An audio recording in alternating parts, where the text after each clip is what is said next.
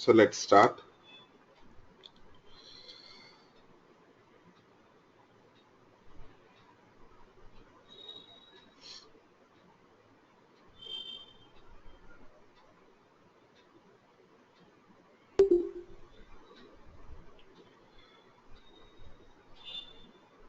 So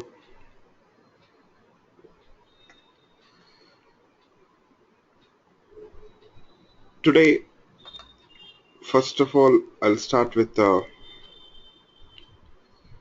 exception handling. Okay, exceptions. So before I talk about exceptions, so I want you people to understand a very simple thing.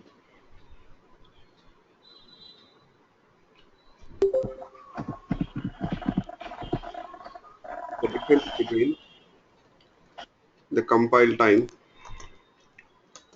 versus runtime.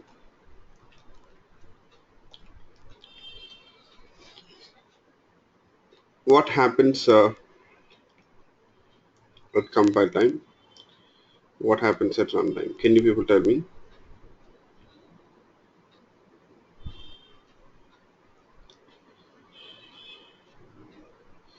So during the compile time,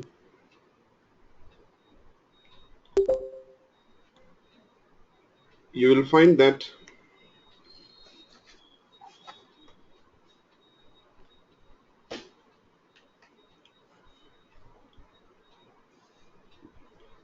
the compiler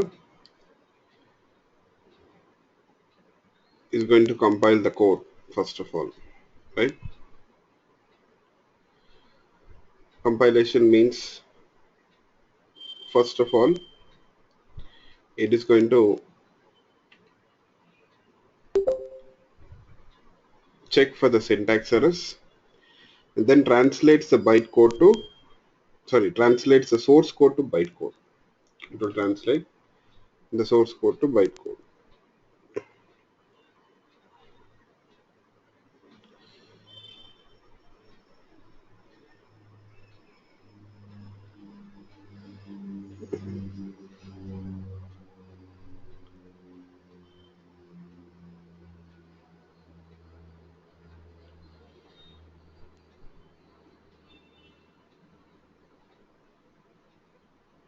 You know, during the compile time, the instructions, will they execute? What do you people think? The instructions which we write, do they execute during the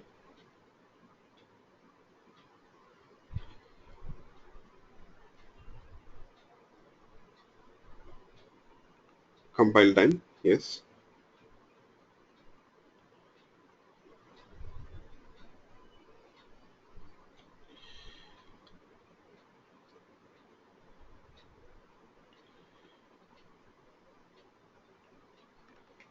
During the compile time, the instructions which we write, will they execute?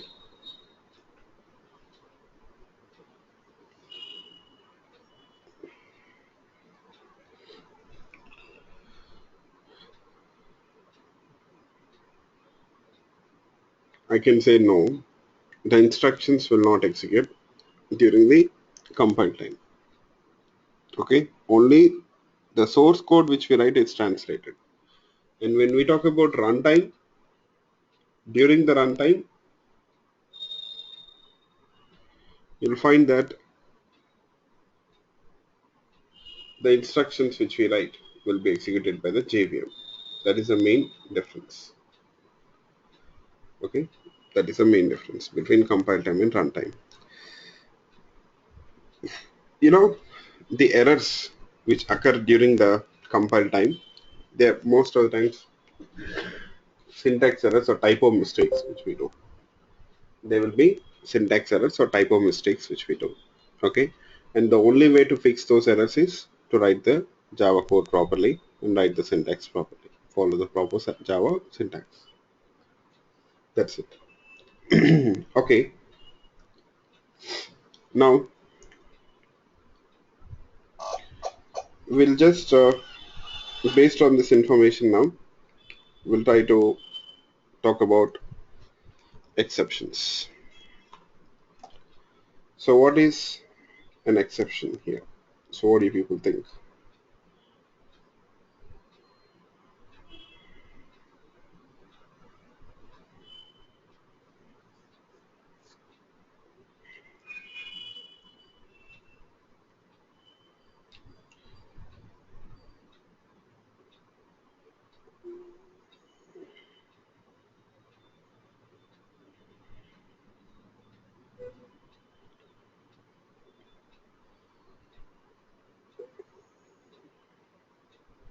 Could you repeat the question? I didn't hear you. Exception means, I'm sorry, could you please come again?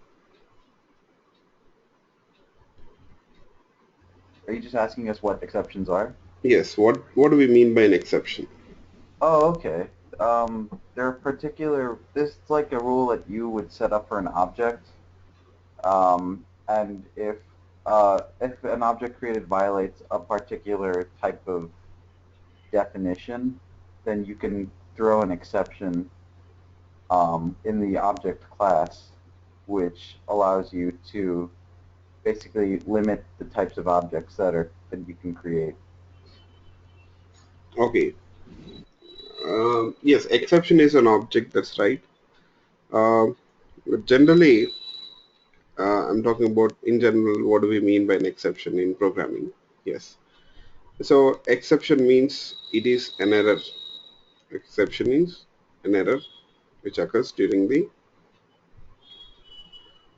runtime or during the execution of the program. Okay. Yes. The exception is nothing but an error which occurs during the execution of the program. And whenever there is an exception, you will find that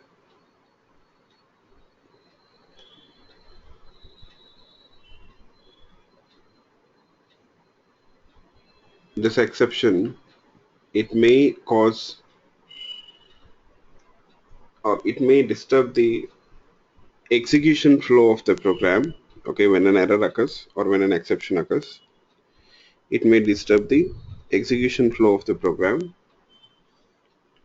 or it may cause the program to terminate abruptly in the middle of the execution itself. It may cause the program to terminate abruptly in the middle of the execution itself. Okay, yes. So I'll just write it down here.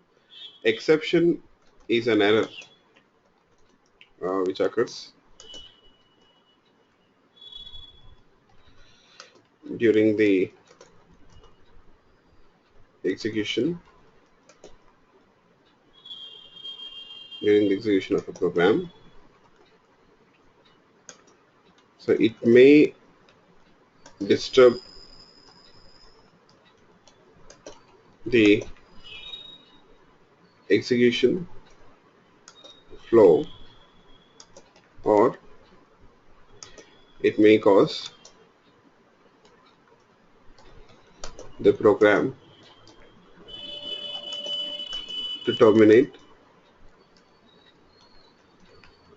abruptly in the middle of the execution itself. That's it. Exception is an error which occurs during the execution of a program. It may disturb the execution flow, or it may cause the program to terminate abruptly in the middle of the execution itself. So there are two possibilities. Either it may disturb the execution flow, or it may cause the program to terminate abruptly in the middle of the execution itself. Yeah.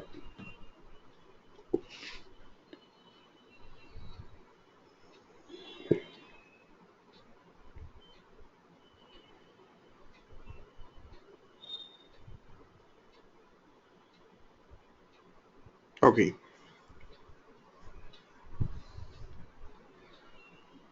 Please make a note of it.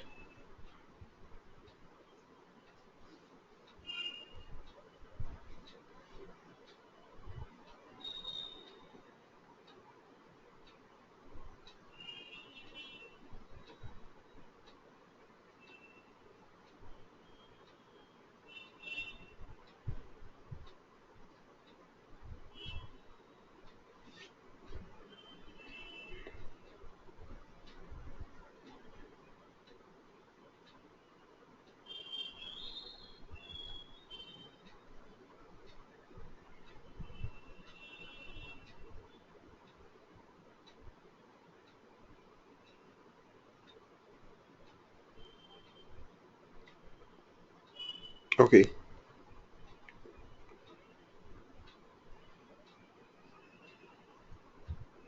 so hope you're done. Okay. Now, always you see, we'll be talking about the errors which occur during the runtime or during the execution of the program, I can say. Okay. Yes.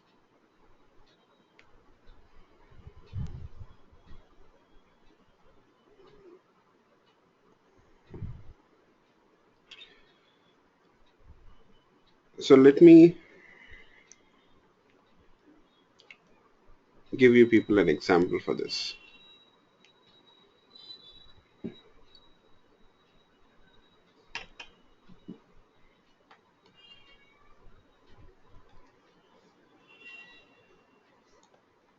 For suppose here, let's say I got some, okay, I got an object, let's say here.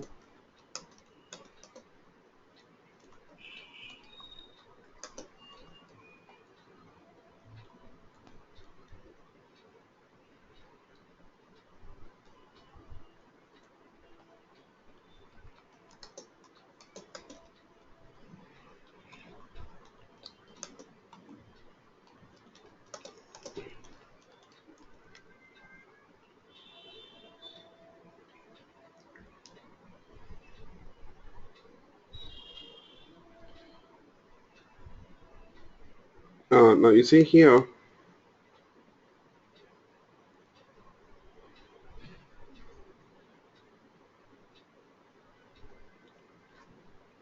we are creating a savings account object. I'm assigning null reference. Again, that means now that account reference variable, so it won't be referring to any object. It will not be referring to any object. Right. So on the null reference, if I call a method, what happens? We have definitely discussed about it. You people know that. On a null reference, what if you call a method? What happens?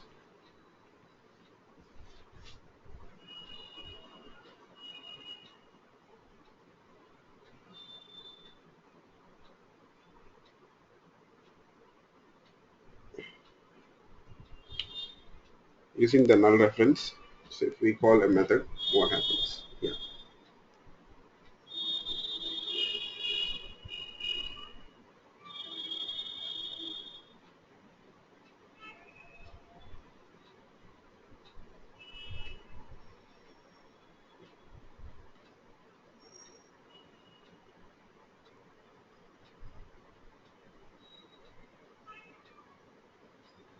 So there will be a null pointer exception.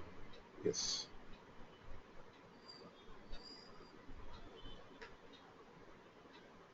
It throws a null pointer exception, right? Yes. Not returns nothing. Whenever you use null reference to call a method, you'll get a null pointer exception.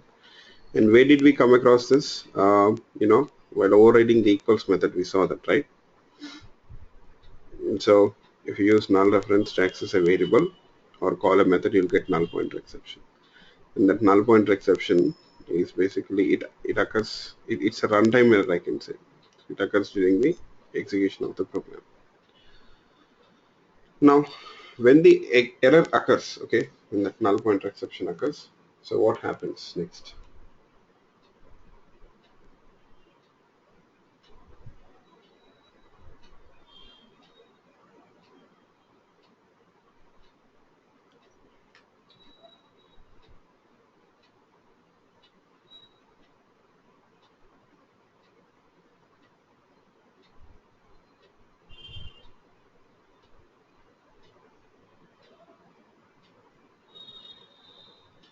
No, when the error occurs, so what happens?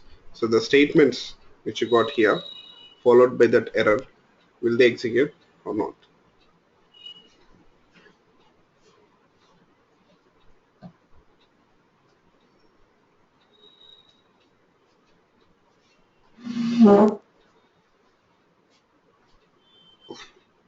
Just a minute, please. Just a minute.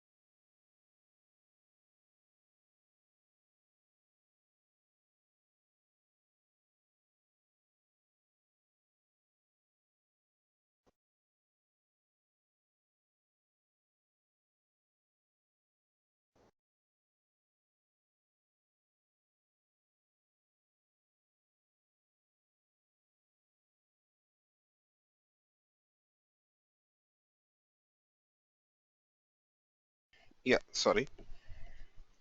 Can you people hear me? We've just changed the mic actually.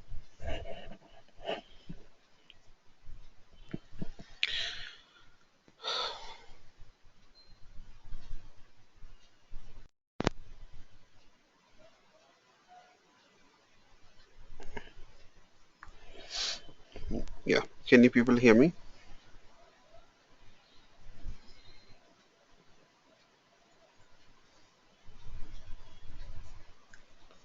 Okay, fine. Thank you. So, what exactly happens when there is an exception? Or you see, when the error occurs, what happens? When the error occurs, you see here in the statement, the program execution will stop. Sorry, you'll find that the program is not going to execute. It will terminate abruptly. It will terminate abruptly in the middle of the execution itself. Yes.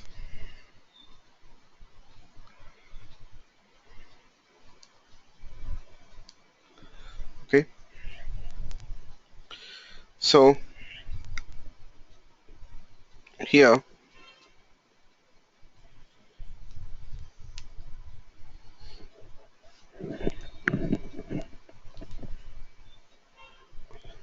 we are not handling the exception in this case. So we are not handling the exception in this case. That's the reason why it will terminate abruptly in the middle of the executions. Okay. So just let me run this code. You see,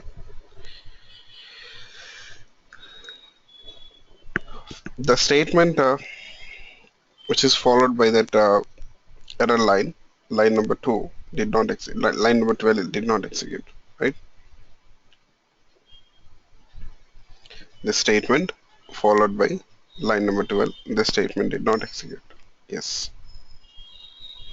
So the error details are printed here. You see, it is specifying the details java.lang.null pointer exception, and in which line you got the error here, test.java 12.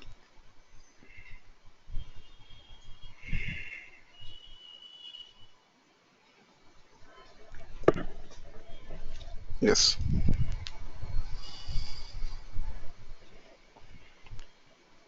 Now, what exactly happens when the error occurs? That you need to know. Okay, that you have to understand. Let's see.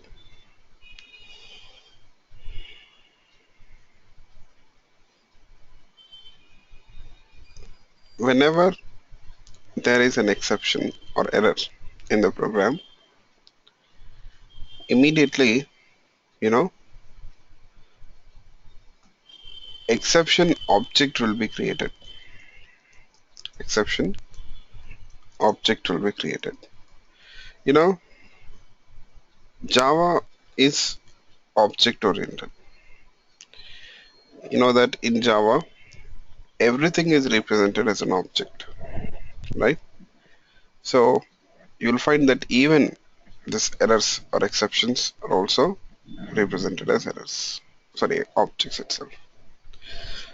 Even the errors or exceptions are also represented as objects itself. Yes.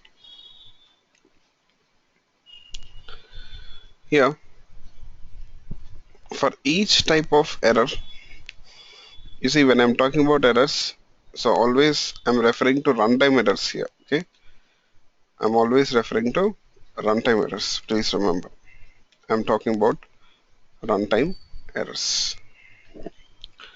So you see, for each type of error, you got an appropriate exception class because errors are represented as objects here, as I told you people.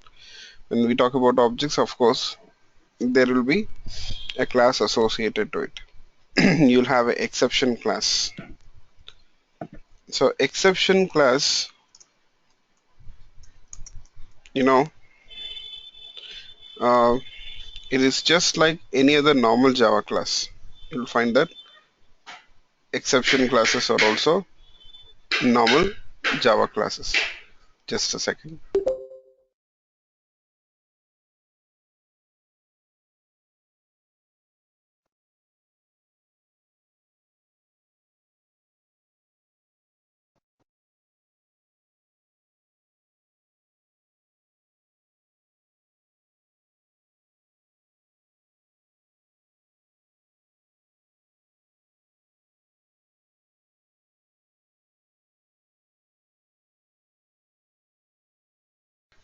Sorry. Okay. So exception class is also just like any other Java class. So what is the difference between the exception class and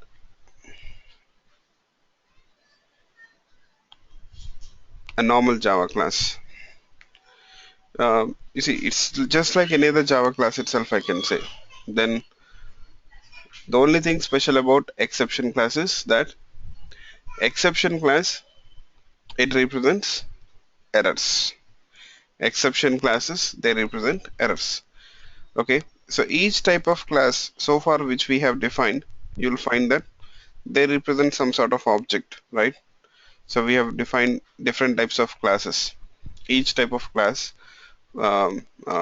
each type of class which you got here, see like a savings account, junior savings account, employee, customers, address, you see item, order. So each type of class represents uh, a particular type of object here. Yes.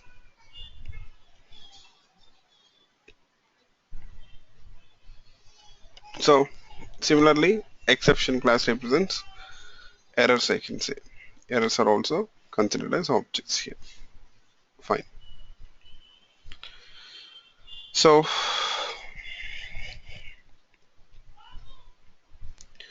now, you know, when there is an error here in line 12, you see it's null pointer error. Generally, when we use null reference to call a method, you'll get this error. And for this error also, you see, we got an appropriate exception class for that. An appropriate exception class object is created. So you got the details about that exception class here in this error statement, in that message, error message. Can you people tell me what is that exception class name?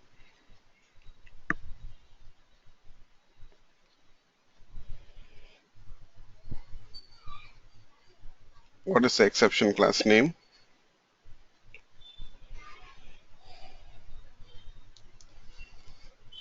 Null pointer exception class. The class name is null pointer exception class. And it is in which package? Even you got the package details as well. It belongs to java.lang package. It belongs to java.lang package, I can say. Yes. Okay. So that exception object is created internally. So we don't need to explicitly create it. And immediately, you see, whenever there is an error, so first thing what happens, an exception object is created and it is handed over to the runtime system. So that exception object is handed over to the runtime system here. Runtime system means we were talking about it in the last class. Runtime system means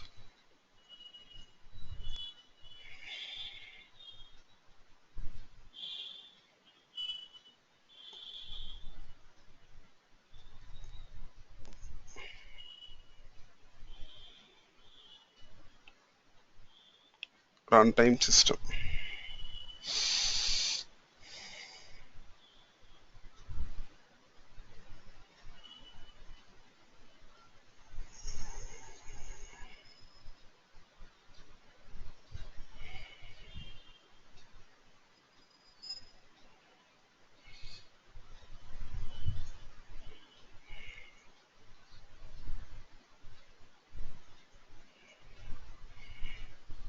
Yes.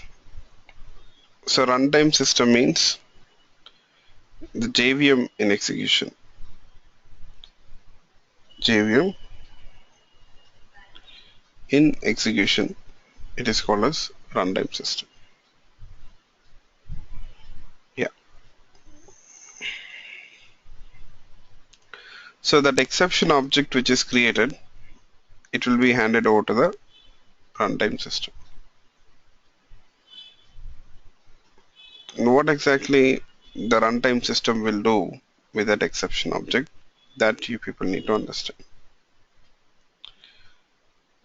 So the runtime system will take that exception object and it will check whether there is any exception handler in this method. In which method the error has occurred, in that particular method, it will check whether there is any exception handler.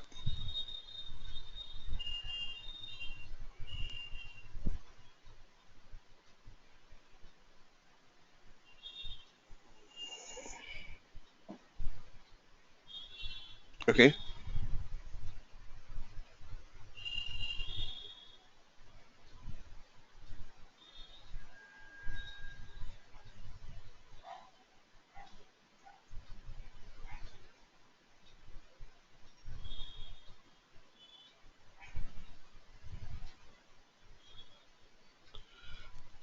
What is exception handler? That means try catch block. A try catch block is called as exception handler. As of now, we didn't write any exception handler. So a JVM or your runtime system, you see in this case it fails to find that run. It will fail to find that exception handler. Okay. The runtime system fails to find the exception handler. So what if the runtime system, if it fails to find that exception handler? In that case, it will simply hand over that exception object to something called as default exception handler associated to the main method. Default exception handler will be there. So for every main method, only for the main method, you'll have a default exception handler. Okay. For every main method, you'll have default exception handler. Okay.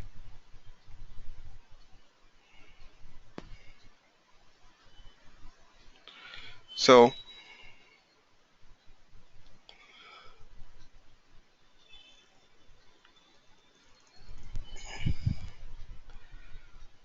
if the runtime system fails to find exception handler in the method, then it will simply call the default exception handler and will pass that exception object to the default handler. And what exactly the default handler will do? It will take that exception object and then simply it prints that error details. You see, this error details which you got here, you know who's printing this error details as of now? The default exception handler itself. The default exception handler itself is printing that error details. And once it is done printing the error details, it will simply terminate the program abruptly in the middle of the execution itself. It will terminate the program abruptly in the middle of the execution itself. So that is what happens here. Yes. So hope you people got it. So I can say this is exception handling mechanism. So I want you people to make a note of it. First I thought of explaining it, and we'll see the other case. When you have exception handler, then what happens, we'll see that. Okay. Yes. Exception handling mechanism. So see,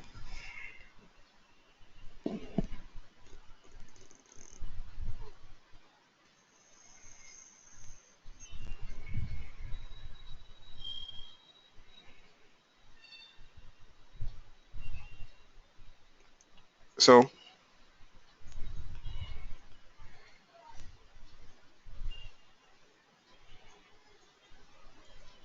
when an error occurs,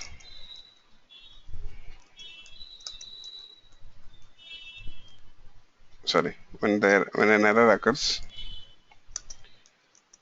in the method, immediately an exception object of appropriate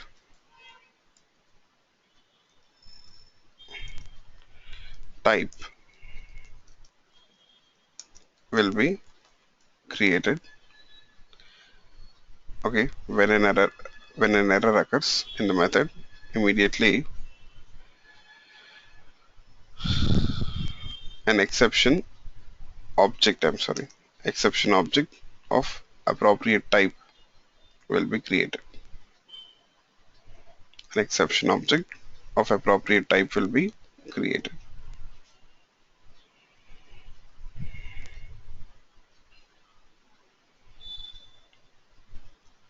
The second statement,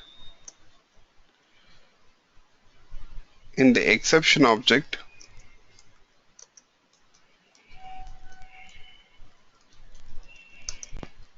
the details about the error are stored,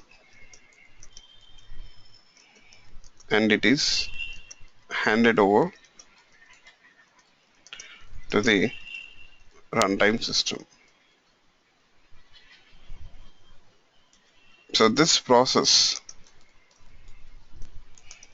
is called throwing an exception. This process is actually called as throwing an exception. Okay.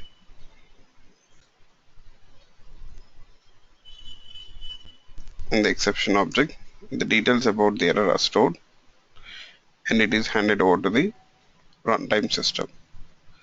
So this process is called throwing an exception. Okay, this process is called as throwing an exception.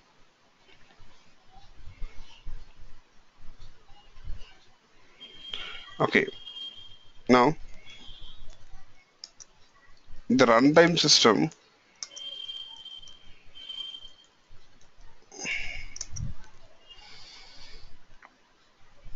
will take the exception object and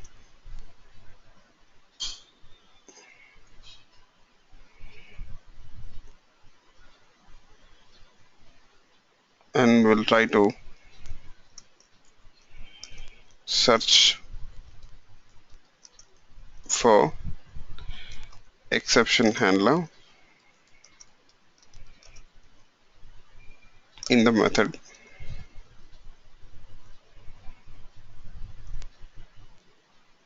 We'll try to search for the exception handler in the method where the error has occurred.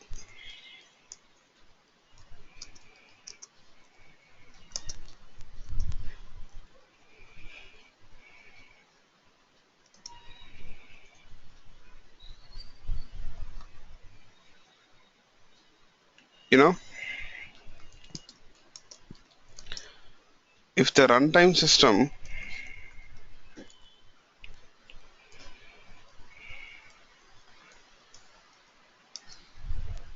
fails to find an appropriate fails to find an appropriate exception handler,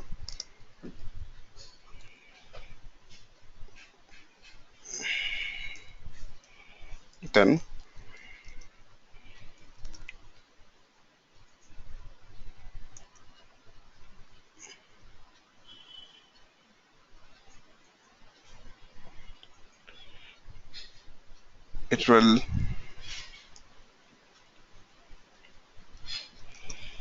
it will call the default exception handler associated to the main method,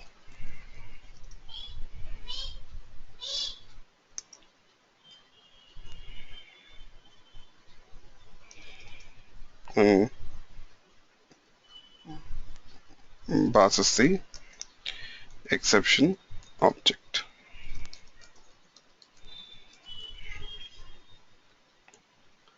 So the runtime system will take exception object and will try to search for the exception handler in the method where the error has occurred. So if the runtime system fails to find an appropriate exception handler, then it will call the default exception handler associated to the main method and passes the exception object. Now what exactly the default exception handler will do? What did I say? Yes.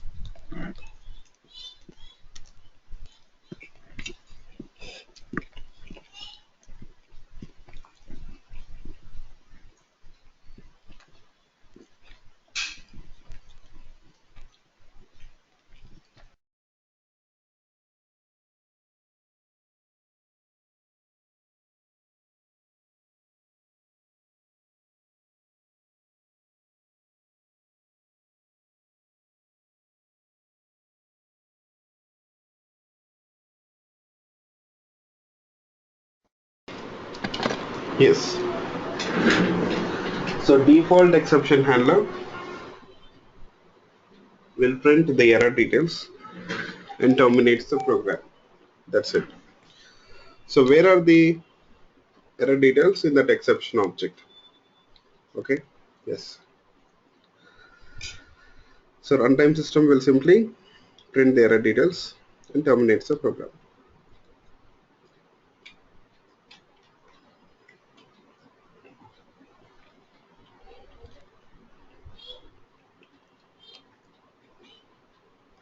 Okay. Sorry.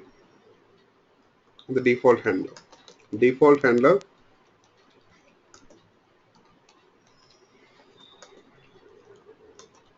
prints the error details and terminates the program.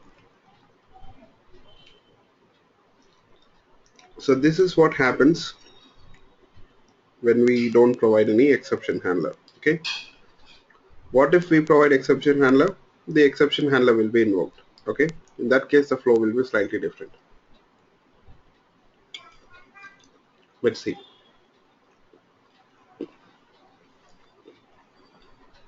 First of all, I'll add try catch here. Okay.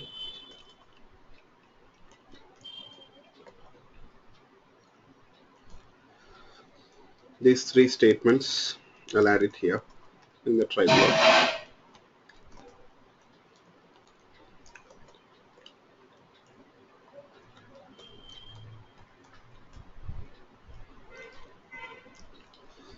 write a statement here. You see, statement after error line. Okay. Oh, instead of print stack trace, let me do this. Exception, sorry, catch block.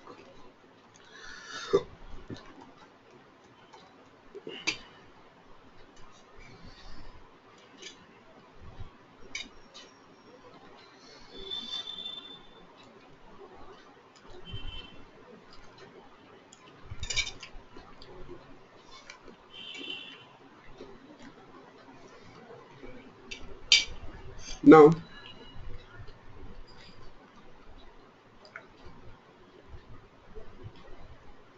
see, this time we got the catch block. So again, when there is an error here in that line, first of all, exception object will be created. Everything will be same. So the exception object will be handed over to the runtime system. Runtime system will take that exception object. Okay.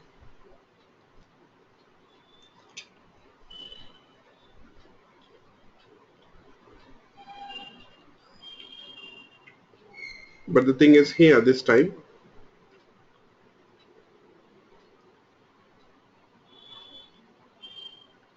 you'll find that the runtime system will search for that handler, exception handler, right? This time we got exception handler. This time we got exception handler. Okay. So this try catch, we have it. So what it does is it will call the catch block. It will call the catch block and it will pass that exception object reference to this catch block. You know, which class exception object is created here? What did I say?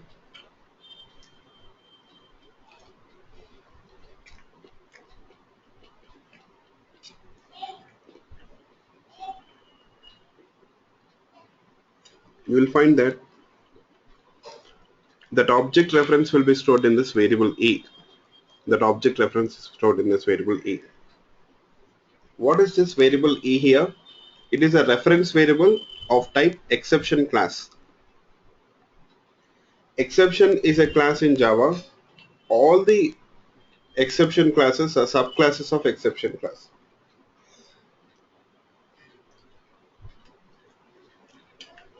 Okay.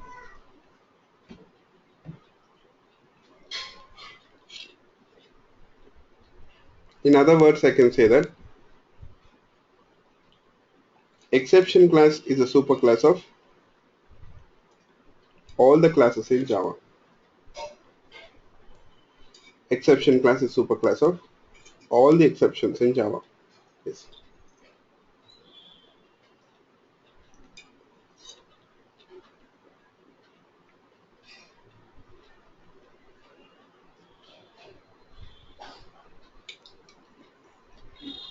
Okay.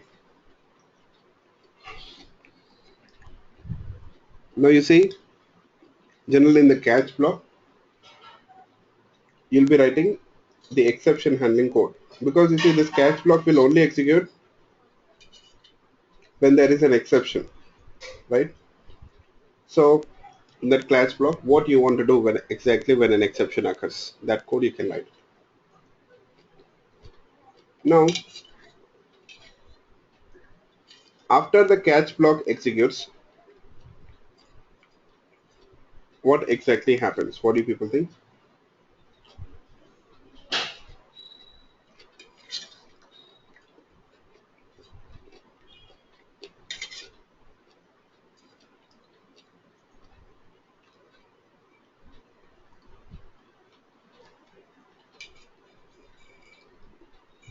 After the catch block executes, what exactly happens?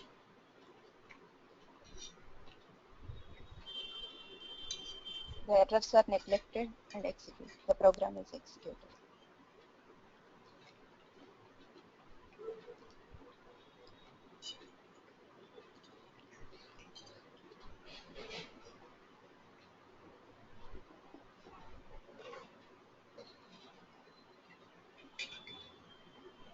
Yes. After the catch block executes, the program will not terminate. In this case, you know, if there are any statements after the catch block, they will execute.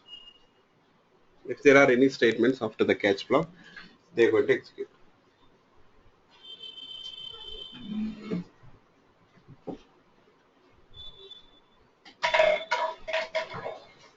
So this is what happens. So this time the program will not terminate. This time the program will not terminate. But you will find that, can I say that the execution flow of the program is disturbed? Can I say that? Execution flow of the program is disturbed? Yes. If so, how can I say that the execution flow of the program is disturbed? Can you people tell me? How can I say that the execution flow of the program is disturbed here?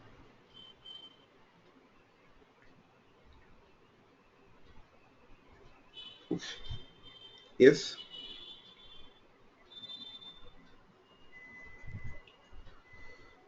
Uh, because you see, when an error occurs in this line 14, you know that the error occurs in line 14. After that, straight away, the control jumps to the catch block. The catch block will be ignored. Now, if there are any statements between line number 14 and the catch block, line number 18, they won't execute if there is exception. The statements between line number 14 and 18 will not execute because straight away the control comes to this catch block. So the catch block starts execution. After the catch block finishes execution, the statements after the catch block will be executed. After the catch block finishes execution, the statements after the catch block will execute. Okay, that is what happens. So the normal execution flow is disturbed, I can say. Okay, so is it clear for you people?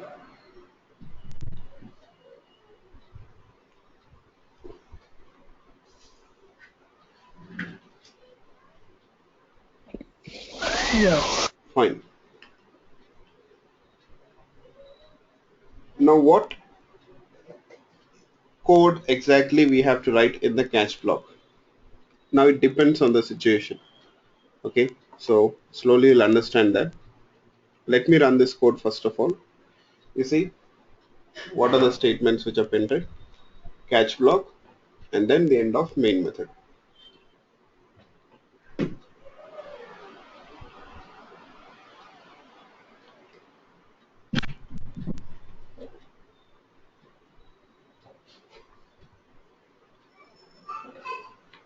So,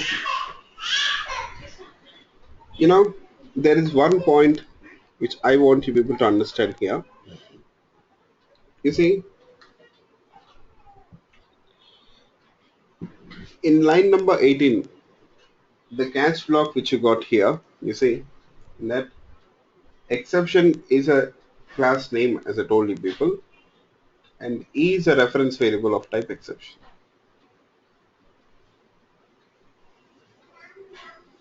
E is a reference variable of type exception. So, you see, exception object which is created is null pointer exception class object. But how can we store null pointer exception class object reference in exception class reference variable? How can we store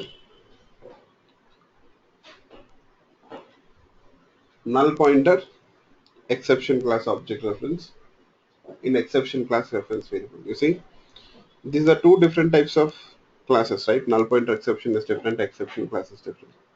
How is it possible? There's only one chance here. What is it?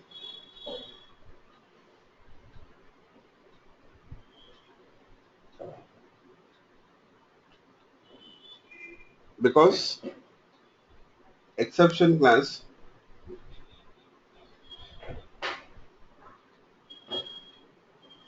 is a superclass of null pointer exception. That's right.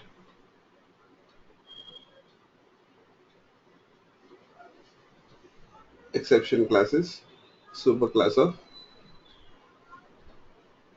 null pointer exception here. Okay. Yes.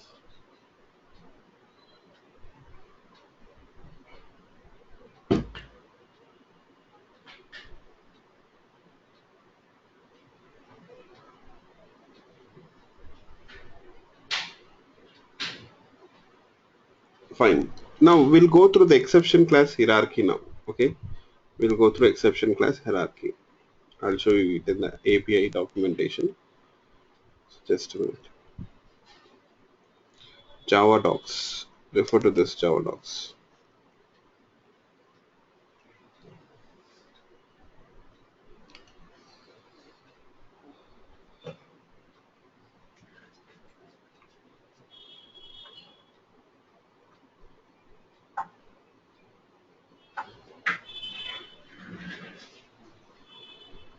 Okay.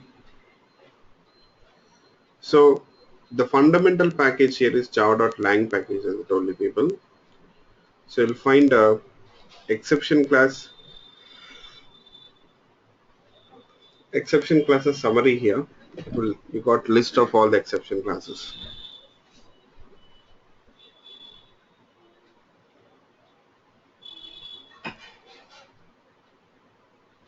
Okay. So now you see you got exception class.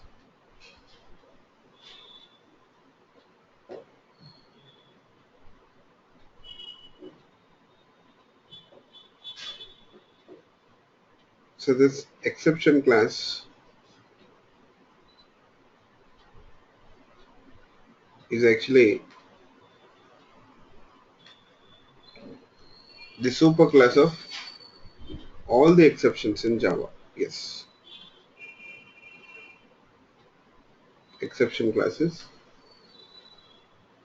superclass of all the exceptions in Java. Okay.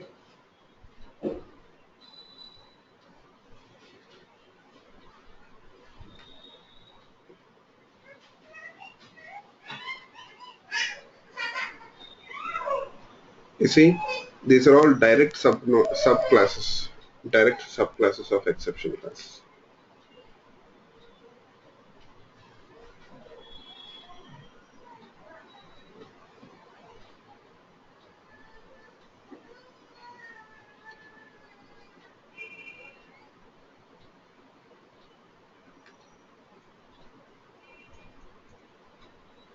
Okay. So one of the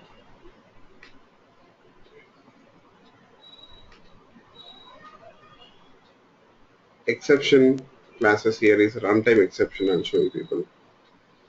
Runtime exception. Just a minute. Here it is. Yeah. You see, this is a subclass of exception. You see,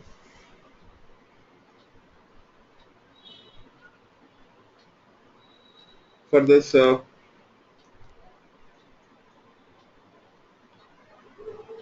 exception class also, for runtime exception also, there are so many subclasses again. You see, direct known subclasses of runtime. And one of the exception class here is null pointer exception. One of the exception classes is null pointer exception.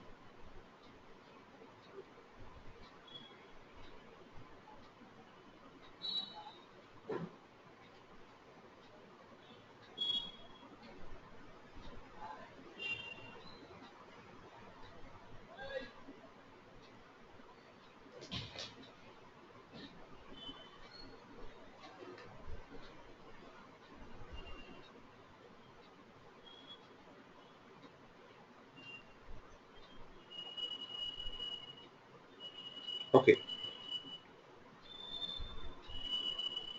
you see, so exception class is not a direct parent class of null pointer exception, but of course, yes, I can say null pointer exception is a subclass of exception class here. Okay. Yes.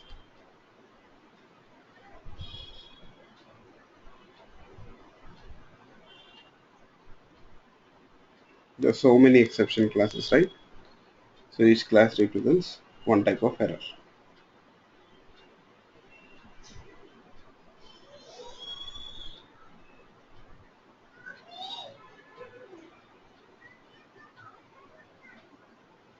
Okay.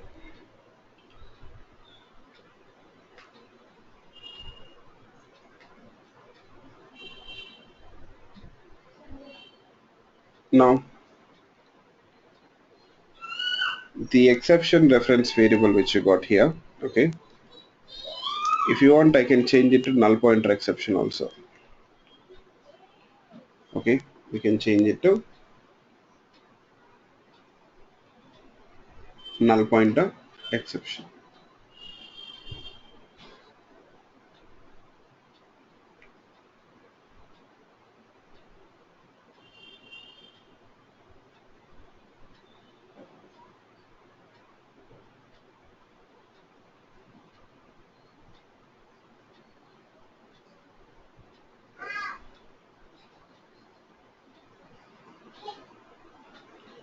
Okay. That means now this catch block can only take those exceptions, or can only handle those exceptions which are null pointer exception type or its subclasses. Null pointer class or its subtype, I can say. That's it. You see, now for suppose, what if I do this runtime exception? Still it is valid, but for suppose, let's say, let me do this arithmetic exception. So what is the arithmetic exception? It is also one of the subclasses of runtime exception. It is also one of the subclasses of runtime exception, I can say.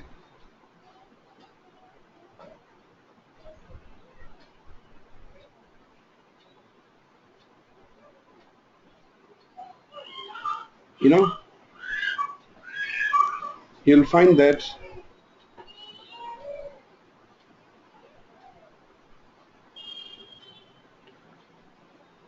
there is no relationship between the exception class and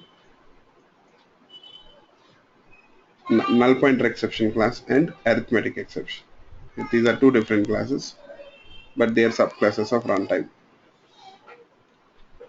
Now, in our example, you say here, so in the try block, the null pointer exception occurs. In this case, what do people think? This catch block, will it execute?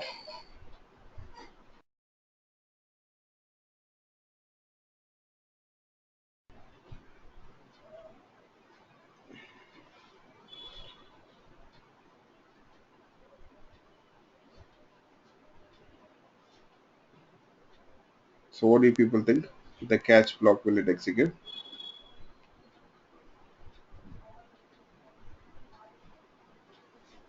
No. Why so? Why it won't execute?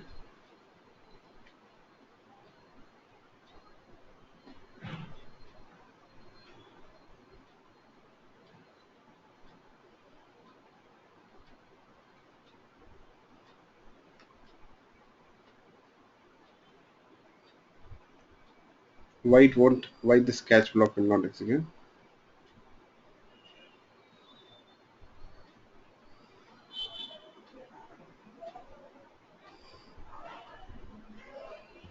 Are you asking why the catch block won't execute, or why the try statement won't execute?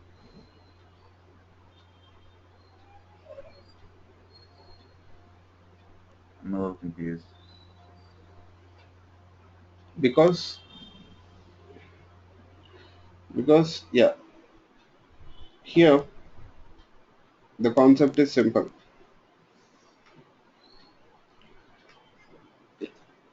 So when that You know that when the null pointer exception error occurs, a null pointer exception class object is created. Now, can we store that null pointer exception class object reference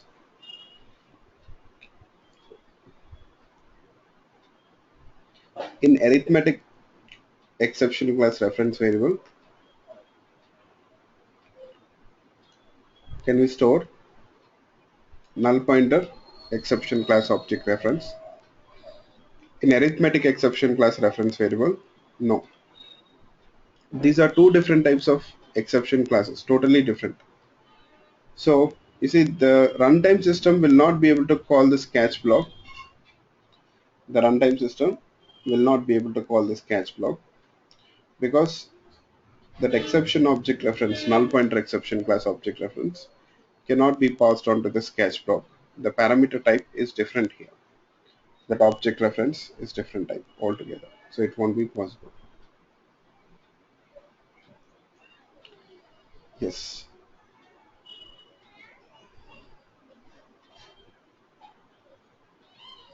Okay. So this time the catch block will not execute. Fine. So that means the runtime system fails to find an appropriate exception handler, I can say, in our case. So what if the runtime system fails to find an appropriate exception handler? Then what happens?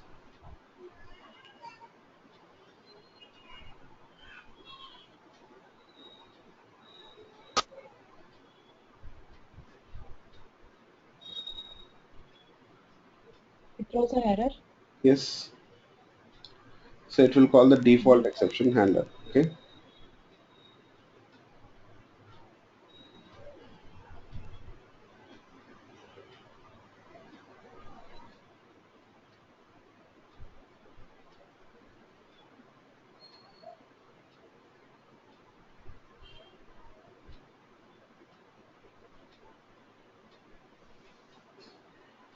The default exception handler will execute. You see.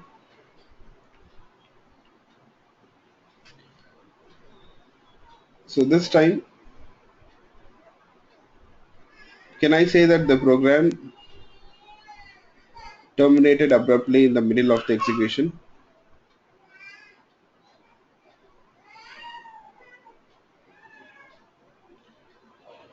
Yes.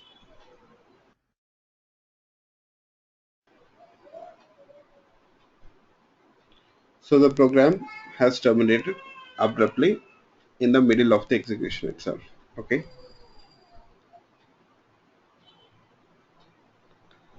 Fine. So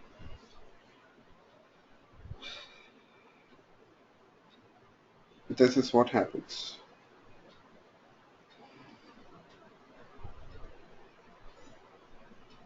Now the catch block, I can say that it may not be appropriate always, okay, to handle a particular type of exception. Now you got this catch block for arithmetic exception, I can say. Now if you want, you can add one more catch block which can handle null pointer exceptions. I can do this. We can add one more catch block which can take null pointer exceptions, which can handle null pointer exceptions.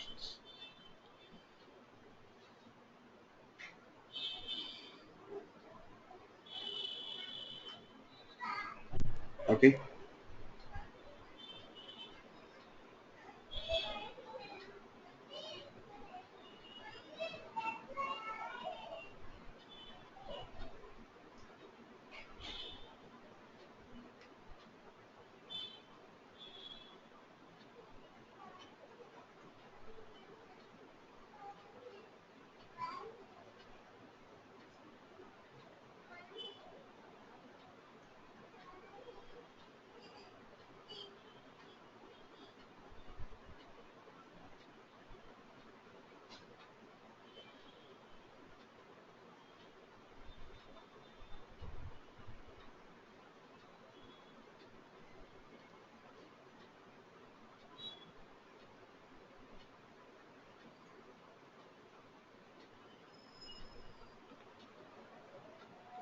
So this time you see the second catch block will execute.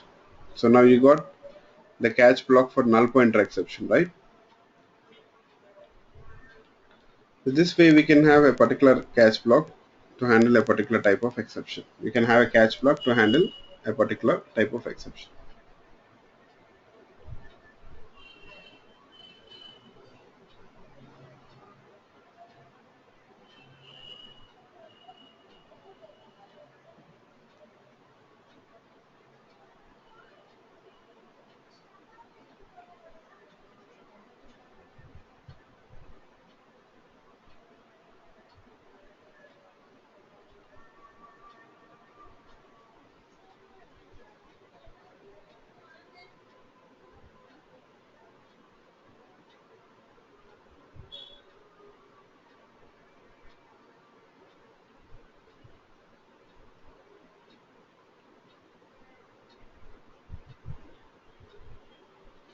Okay, so now how many catch blocks can we add here? You can add any number of catch blocks. Okay, you can add any number of catch blocks this way. Okay, so the first catch block can handle null arithmetic exceptions. I'm sorry. The second one can handle null pointer exceptions. What about the third catch block here? It can handle what type of exceptions?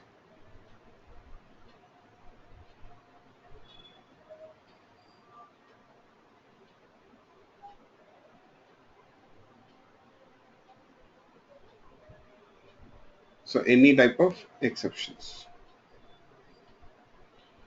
So in this case, you see, for suppose if null pointer exception is raised, in our example, null pointer exception itself will raise. So which catch block will execute here? Which catch block will execute? Only the second one, or second and third one, or the third one? How it works?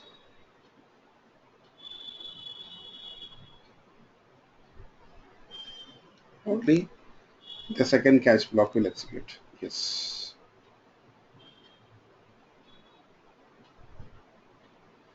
Only the second catch block will execute. You see?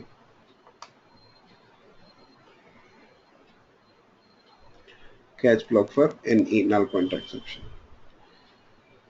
Okay.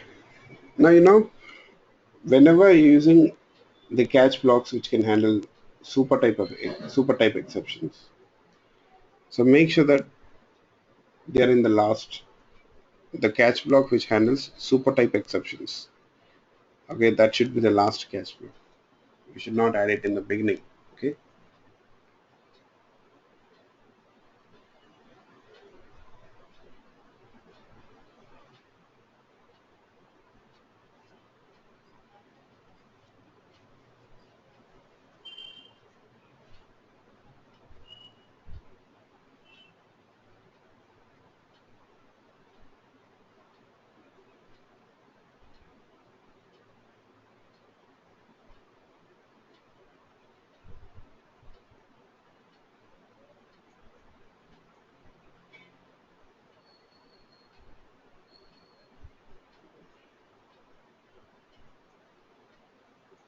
Okay.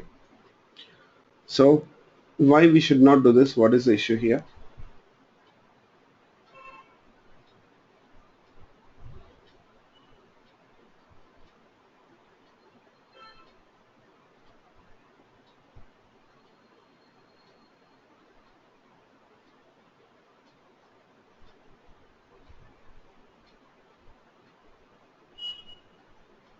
Why the catch block for exception should not be the first catch block here?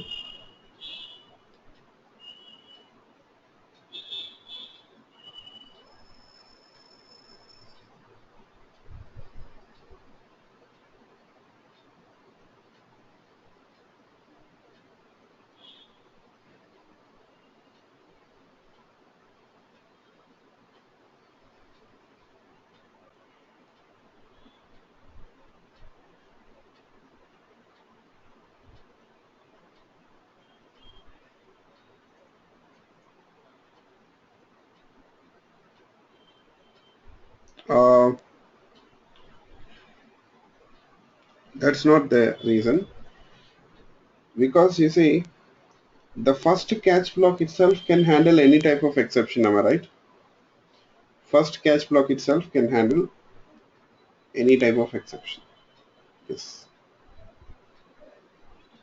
So will there be any chance for the second and third catch blocks to execute?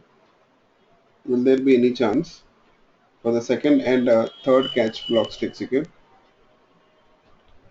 No.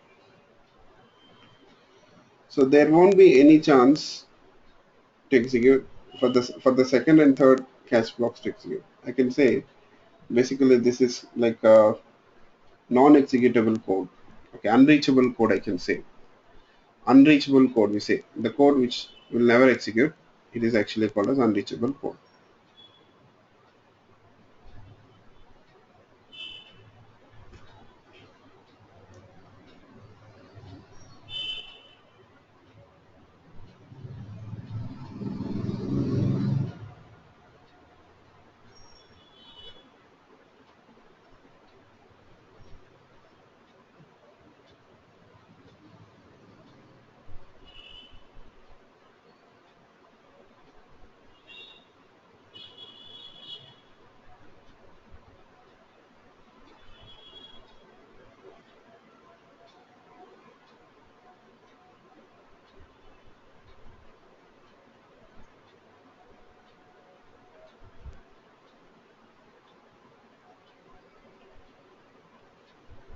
You see that is error here.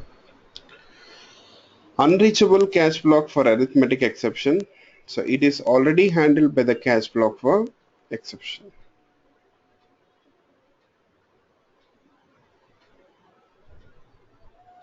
Okay.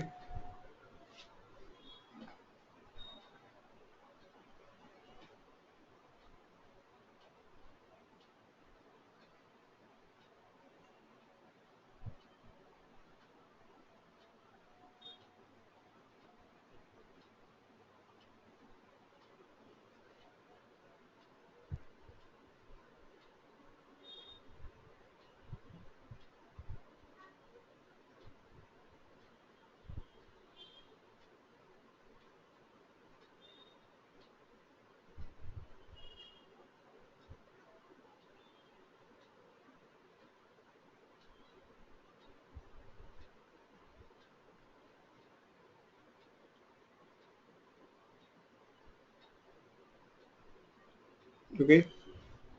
So this is what happens. Yeah. So is it clear for you people so far what we did?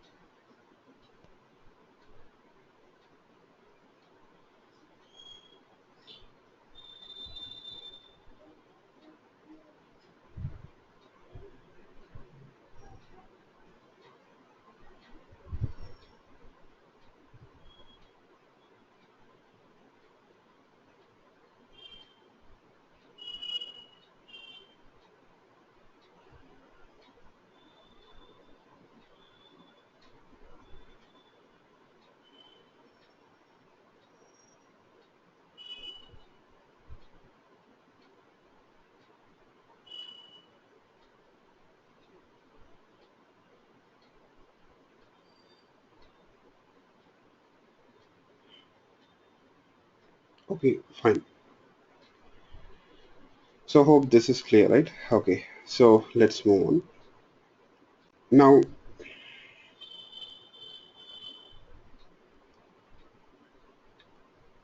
I'll talk about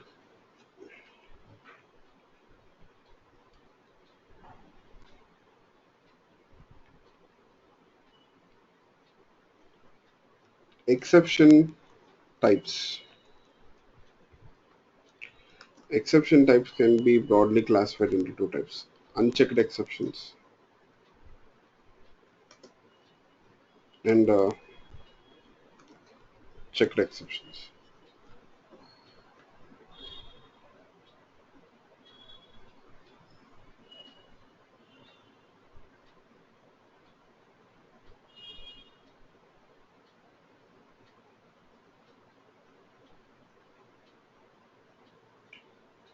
So we can broadly classify the exception types into two types.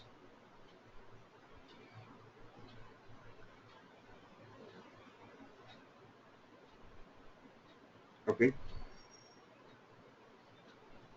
one is unchecked and the other one is checked exceptions. So what are unchecked exceptions? Is anyone familiar with this? Yes.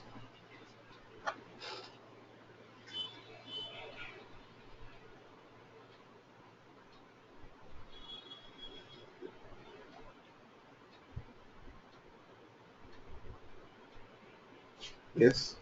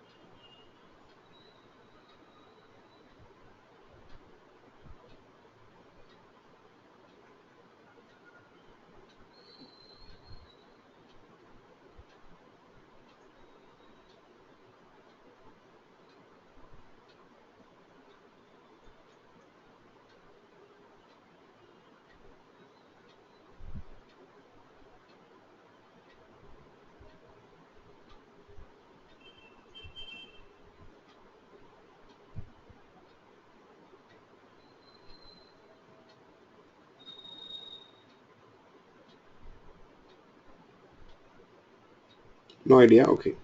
Let's see. You know,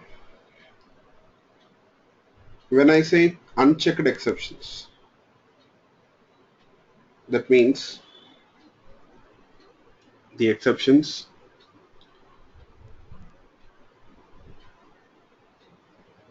which we don't need to handle them explicitly. The exceptions which we don't need to handle explicitly. Okay, your Java will never force us to handle this type of exceptions. Yes, unchecked exceptions are those exceptions which we don't need to handle explicitly. Yes.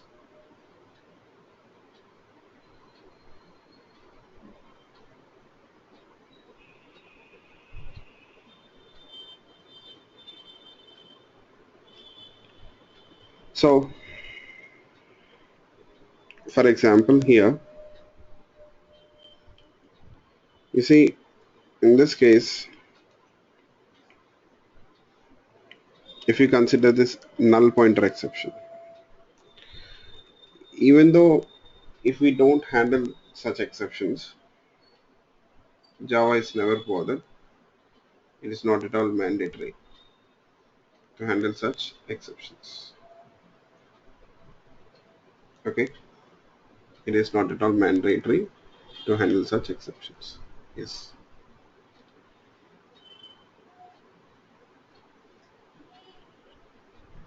fine. But how your Java will know that okay there can be a null pointer exception? Because you see this statement, there is always a possibility that it can be null. That reference can be null. There is always a possibility that this reference can be null here. Okay, yes.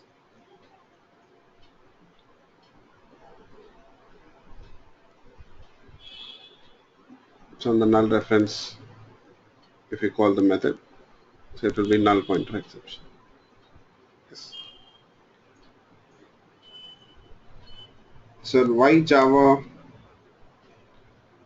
will not force us to handle such exceptions?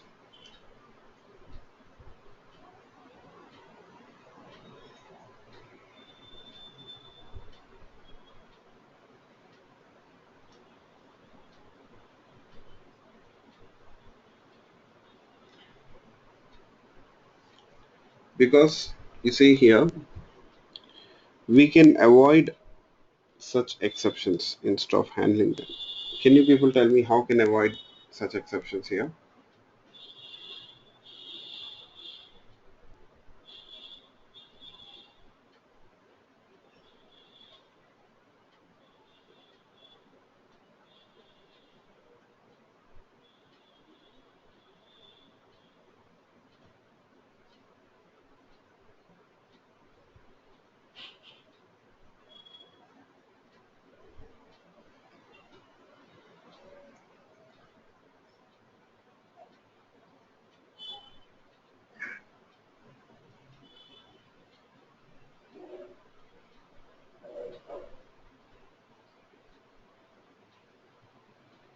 Yes,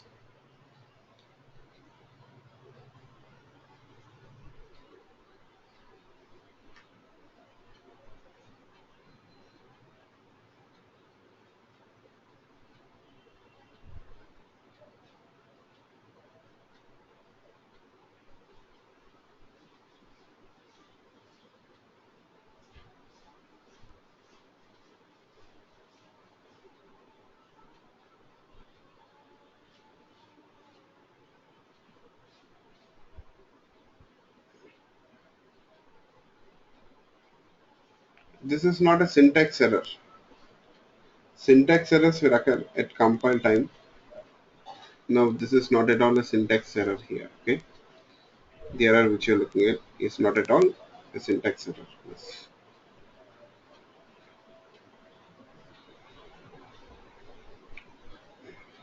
Syntax is proper. We are using savings account object reference to call that method.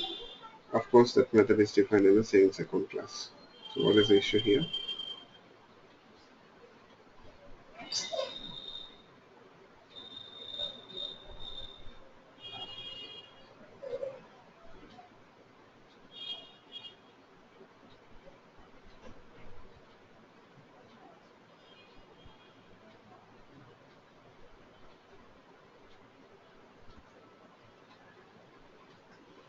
You see,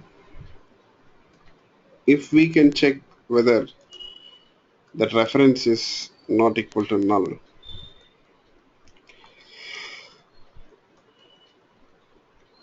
before you use this variable, it's better if you can check whether it is null. If it is not null,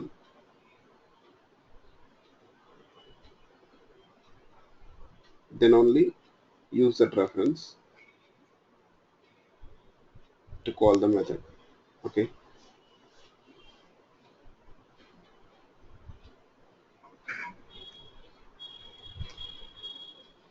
Okay.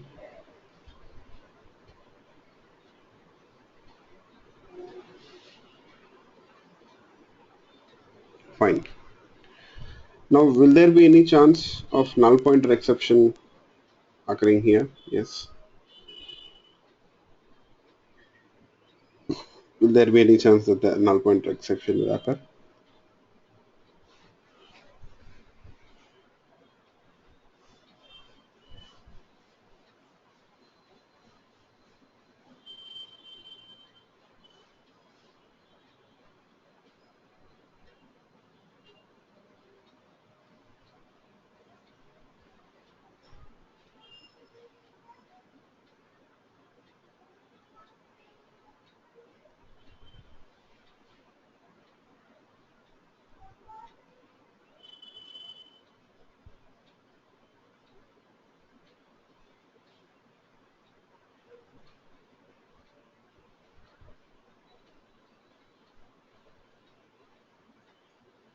So this time there is no scope of that exception. The exception will not occur this time. Okay. You see? So end of main method executed. The statement after that error line executes. But this part of the code will not execute now because there is an exception. Sorry, there is that condition won't satisfy condition is false. Account is not null. Is account not null? No. Account is actually null. It is not null. Yes.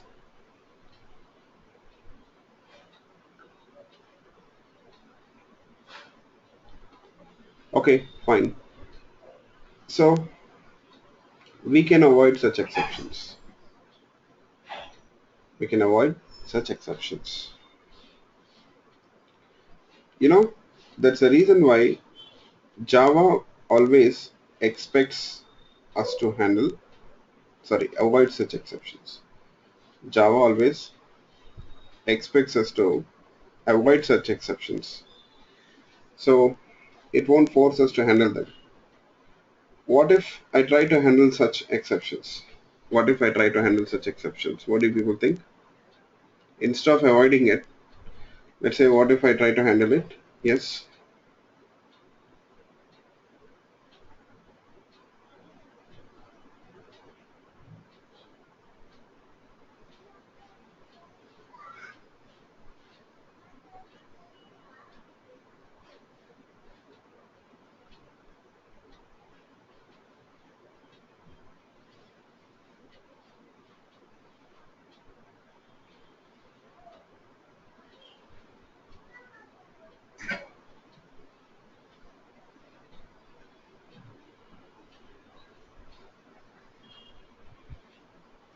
So instead of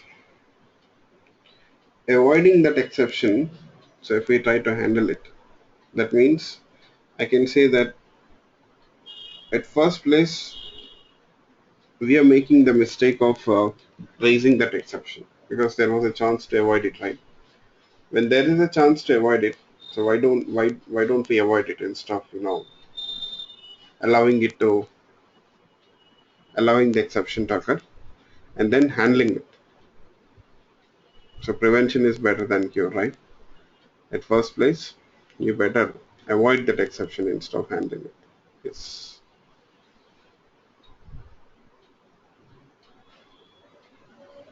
Okay. The Java always expects you people to avoid such unchecked exceptions instead of handling them. Yes. So is it clear for you people? Yes.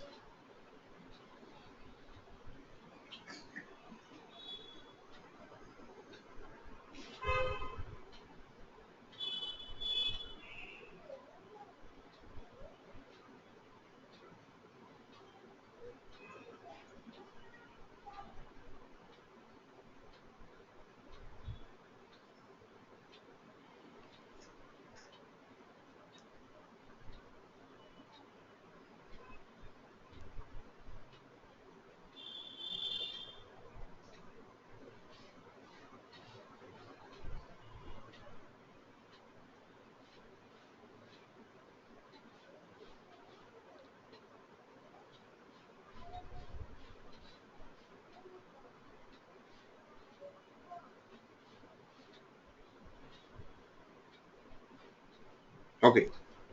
Hope this is clear.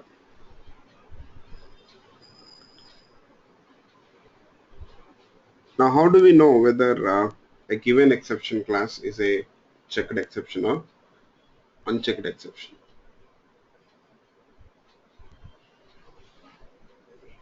How do we know whether a given exception type is a checked exception type or unchecked exception? So please make a note of it. Runtime exception,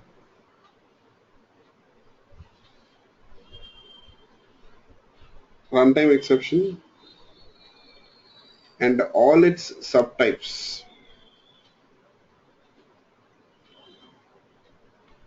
Runtime exception and all its subtypes.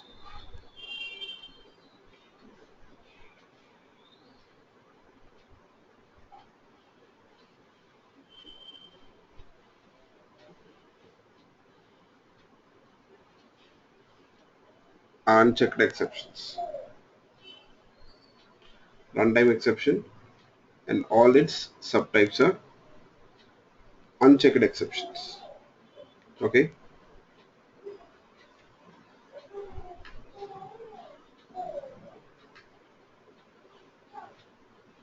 runtime exception, and all its subtypes are unchecked exceptions.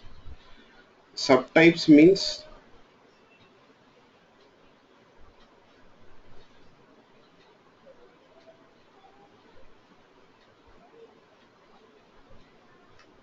subtypes means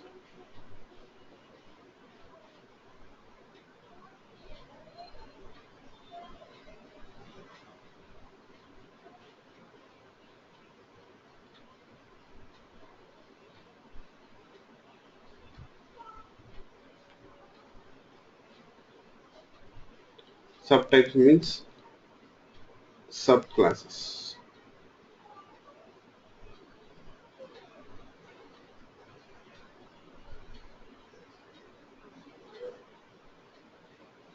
Subtypes means subclasses. Okay, yes. You see, now you understood that unchecked exceptions most of the times we can avoid them and we don't need to explicitly handle them.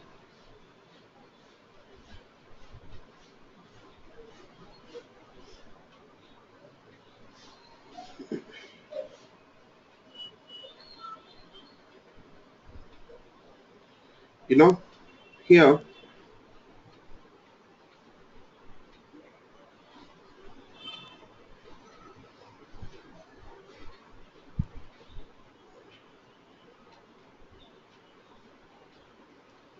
you'll find that you got checked exceptions. So checked exceptions are those exceptions which you need to explicitly handle them. It is mandatory to handle checked exceptions.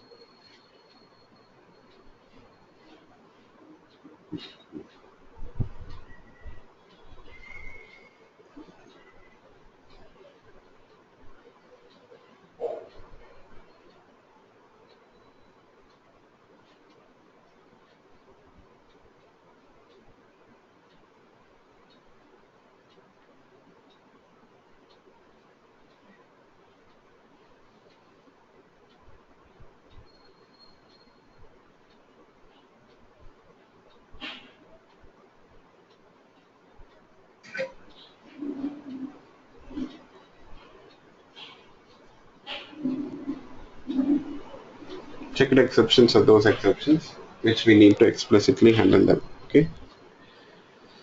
So for example, I'll tell you why we have to explicitly handle them or why it is mandatory to handle checked exceptions. Let's see. For that, I'll consider an example.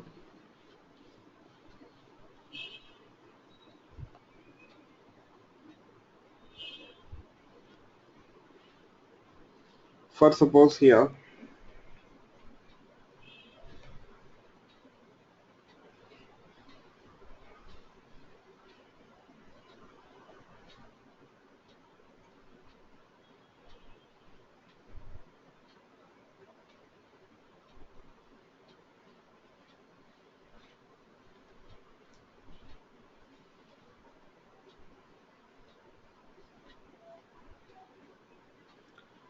let's say you got a Java application.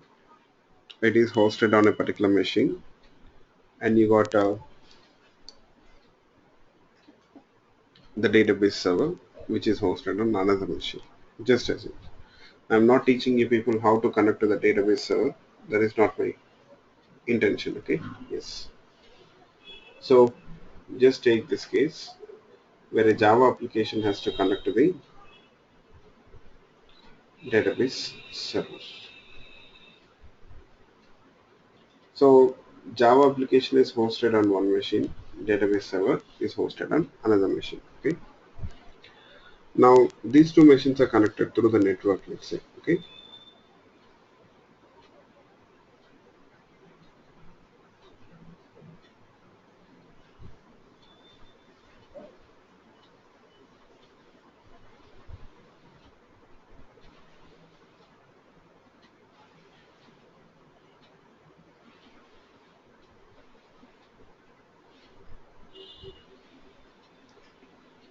You see, now whenever Java application wants to interact with the database server, it should definitely take the help of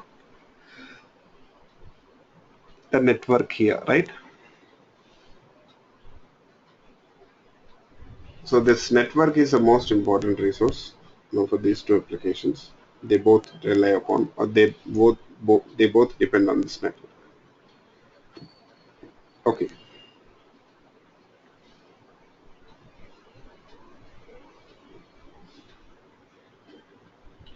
So let's see, whenever Java application wants to interact with the database server, so first of all, it has to establish the connection. It has to establish the connection with the database server. Okay. So for that, there is a special method called as get connection to establish the connection. Whenever, let's say, Java application is trying to establish the connection or interacting with the database server, so it takes this network connection. It takes the help of network here, right? For suppose, what if the network is down? Let's say the Java application, when it is interacting, all of a sudden the network went down. So that will be considered as an error which occurs at runtime itself, because when the program executes, then only the application will try to connect to the server, right? Yes. So it will try to interact with the server. So in that case, you see, if the network fails, so then it is a runtime error itself, right? Yes.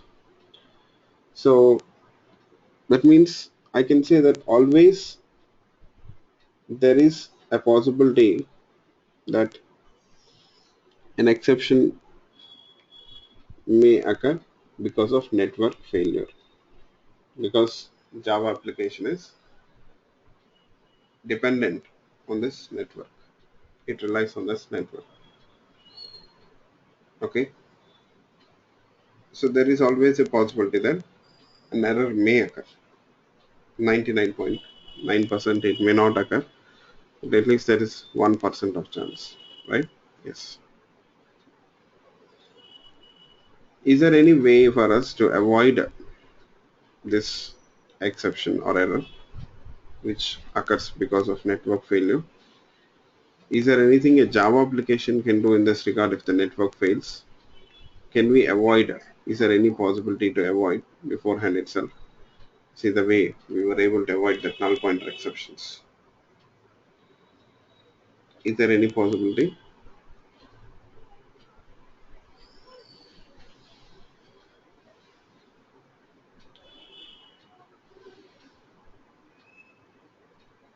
Yes.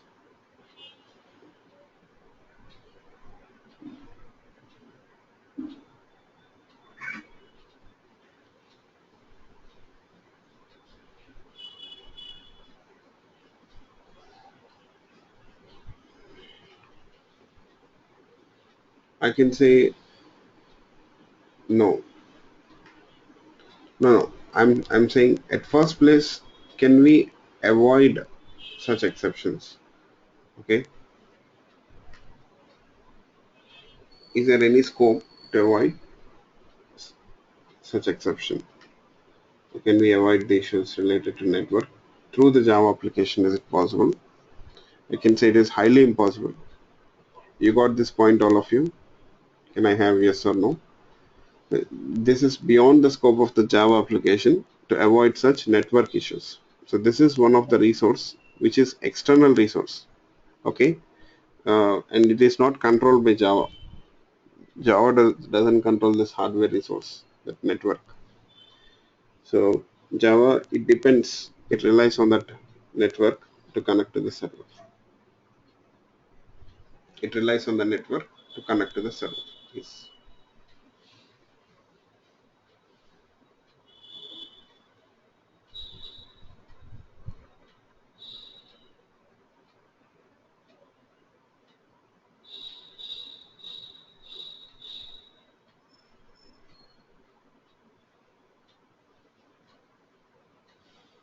Okay, and this issue definitely it cannot be avoided. Okay, it cannot be avoided. Yes. Always there is a possibility. It doesn't mean that always exception will occur, but there is a scope, there is a chance.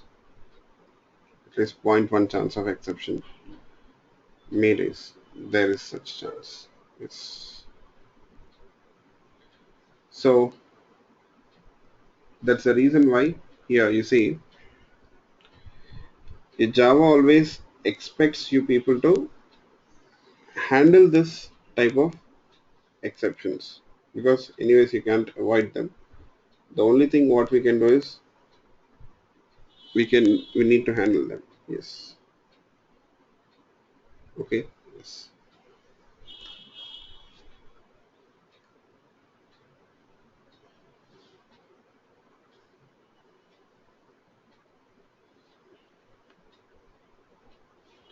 So I'll show you people. These are checked exceptions which we need to explicitly handle because we can't avoid them. Okay, we can't avoid them. In order to establish the connection, you see in Java, we got this get connection method. Okay, now don't think too much about the databases now. Just want you to concentrate on this network itself. Okay, yes.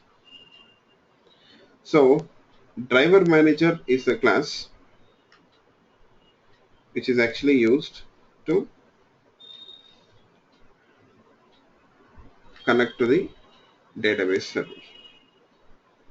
It is in java.sql package. In the driver manager class, we got get connection method.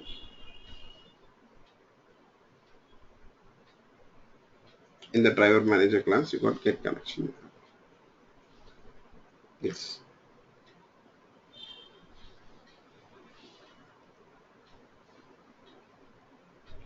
So this get connection method is mainly responsible for connecting to this server. You see, this code to establish the connection, it might have been written perfectly. There may not have any issues in that case. But you see, if the network is down, what this method can do, it will fail. That means always there is a possibility that there is there can be an exception in this case. Always there is a possibility that there can be an exception whenever we are trying to establish the connection using this get connection method. I can say that yes, there is a possibility that the exception may occur. Yes. So this is kind of risky code, I can say. It is actually risky code. Yes. So that's the reason why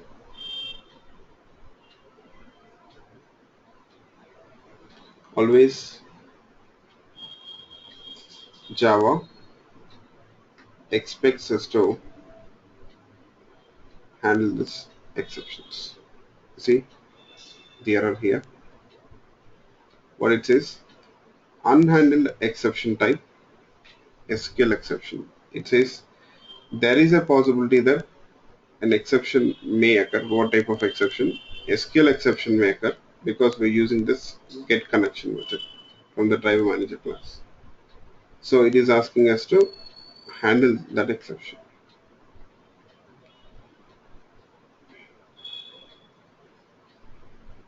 It is asking us to handle that exception.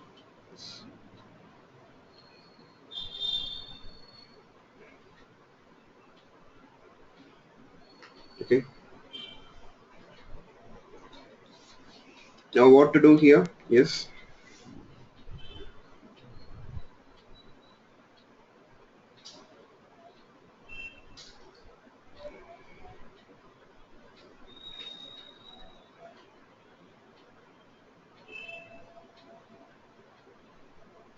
So what to do in this case?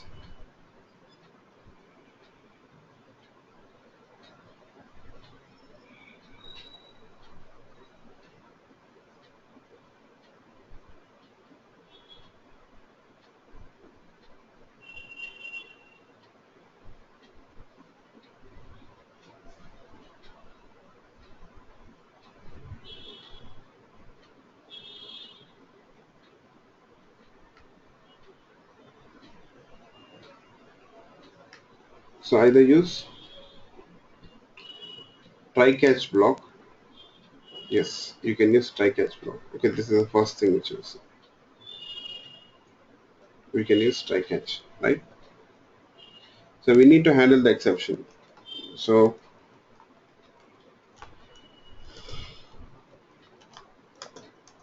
use try catch. Print stack trace is a method defined in the exception class to print the exception details. Okay.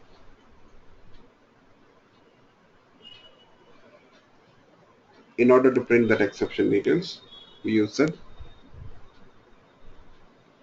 method. Okay, don't worry. So now you see the error is gone.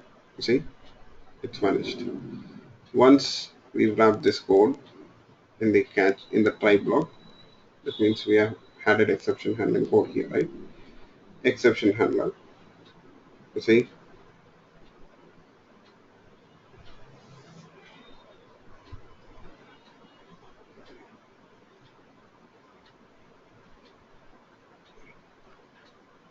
the error has vanished. Okay.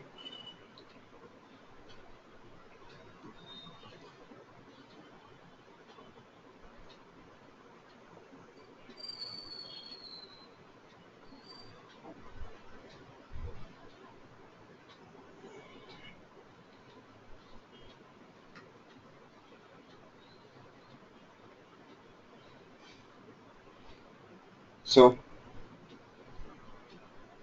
is it clear why we are trying to handle these exceptions explicitly? Why is it mandatory to handle these exceptions? Yes. Any people tell me? Why is it mandatory?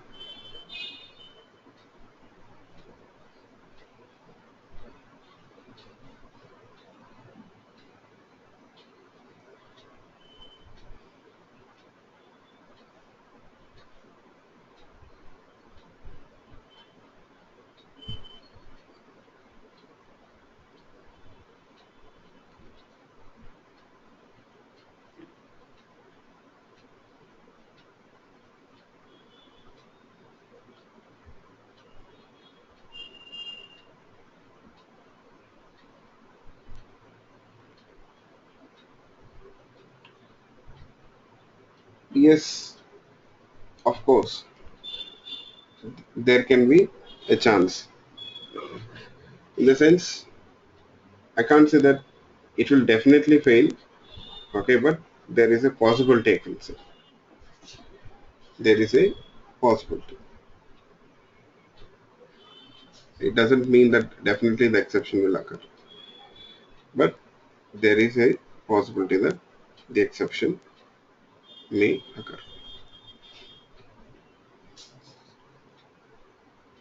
Okay,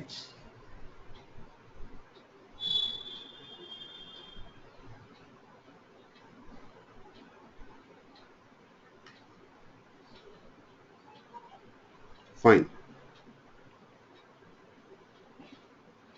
So let's do one thing. Here we'll take a break for 15 minutes and then we'll continue our class. Okay, let's take a break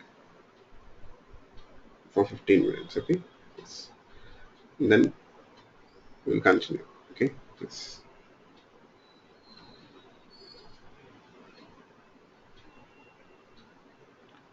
So now it is 8:30. We'll start again at 8:45.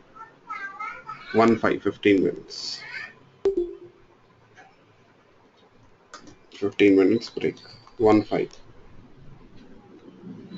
Okay, I'm just pausing the meeting here. So let's resume the class. Hope everyone is back.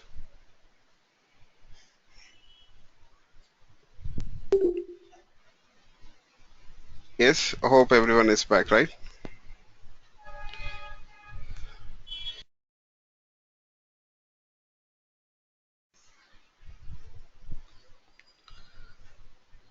So,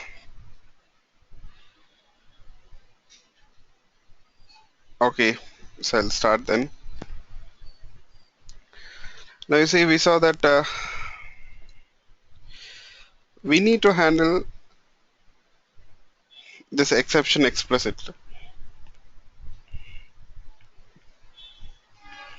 Otherwise, it's an error.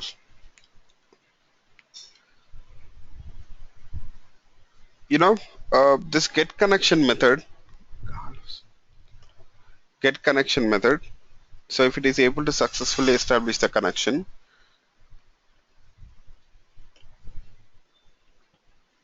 it returns a connection object. Yeah.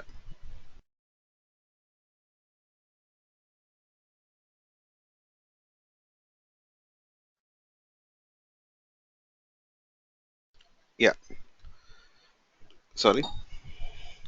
So get connection method, what it does, if it is able to successfully establish the connection, it returns a connection object reference. Okay.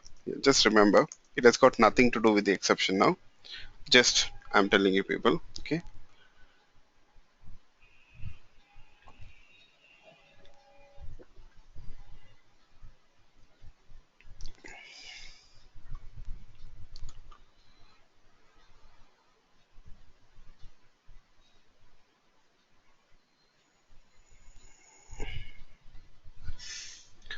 So, but what if I don't want to handle the exception explicitly? So is there any alternate?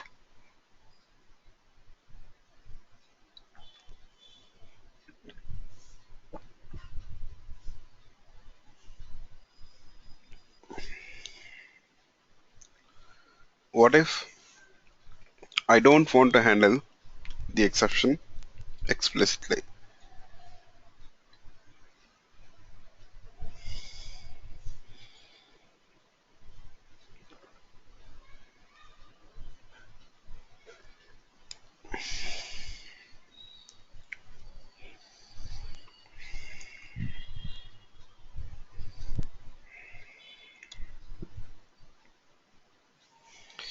You know, there is one possibility.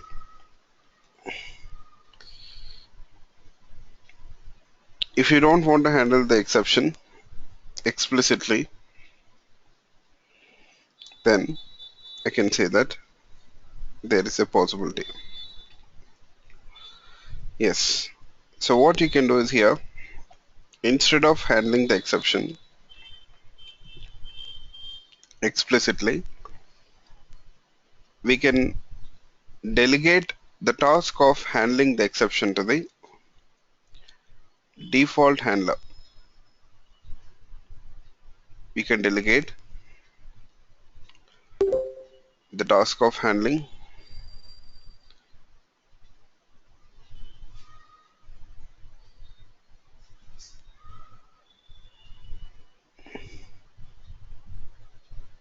the exception to the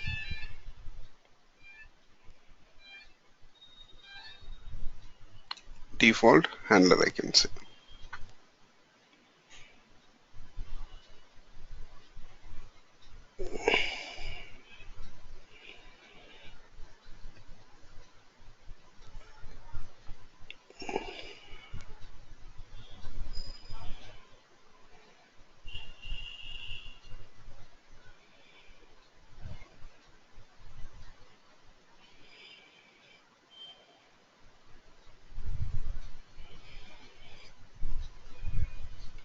How can we do that?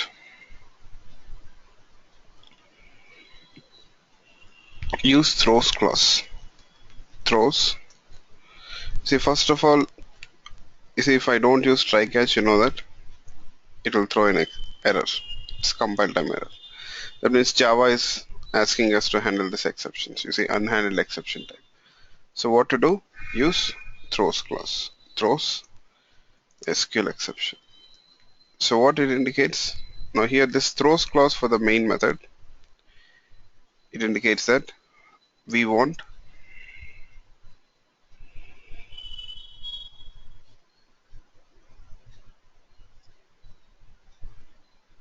the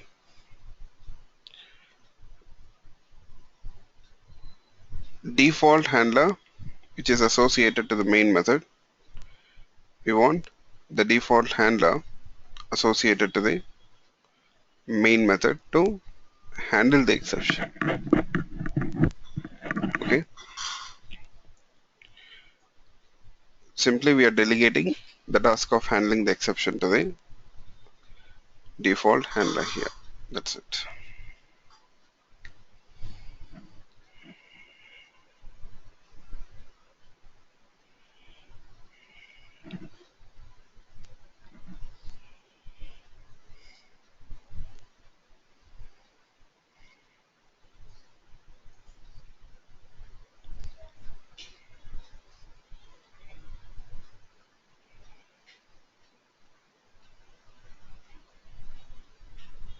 Okay, so what the default handler does, it will simply display the error details and it will terminate the program. So that is what the meaning of throws clause is. So if you use throws clause this way for the main method, it indicates that you want the default handler to handle the exception. Which exception? SQL exception. You see again the error has vanished. Okay.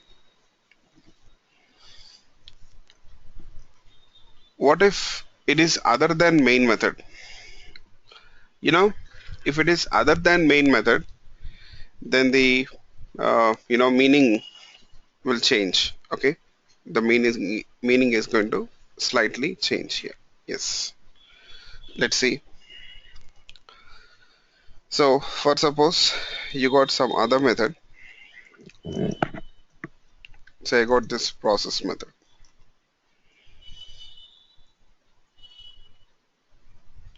Now in the process method, we got that connection establishment code. Okay, in the process method, we got this connection establishment code. Let's see. Now again, you see, we are not handling the exception, right? So that is going to be an error because we are not handling the exception. So that is going to be an error. Yes.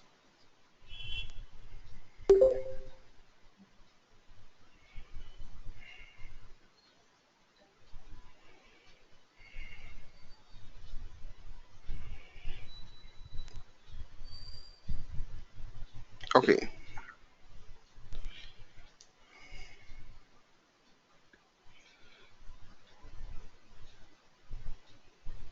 So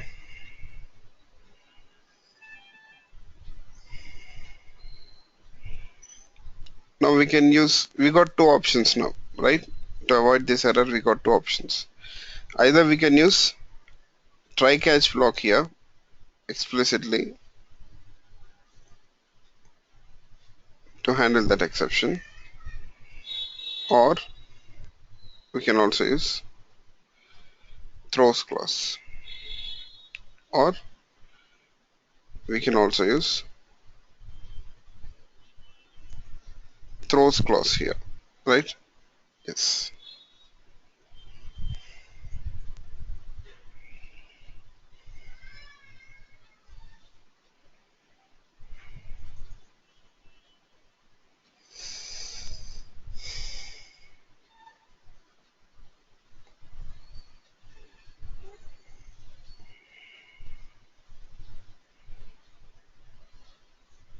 So what if I use throws clause? Here the meaning is going to slightly change. What it means here, in this case, it indicates that this process method, okay, let me make it static. No matter it is static or not, the meaning won't change. It will be same. Yeah, don't worry about that static. So here, now you see we got this process method and you're using throws clause. Now it indicates that process method is not interested in handling the exception. It won't, it, it is not interested in handling the exception. Okay. Instead, it wants the default handler, sorry, not default handler.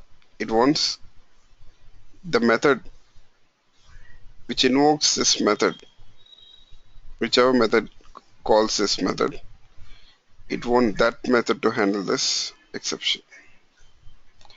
Whichever method calls this method, to that method, to the calling method, I can say this process method is delegating the task of handling the exception. I can say that using the throws clause, we are delegating the task of handling the exception to the calling method here. We are delegating the task of handling the exception to the calling method. Yes. So in this case, as of now, there's no method which is calling that process method. Let me do this. Here, from the main method, we'll call that process method, you see.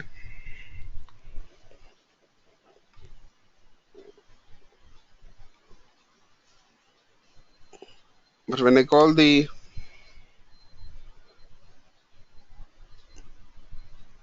main method,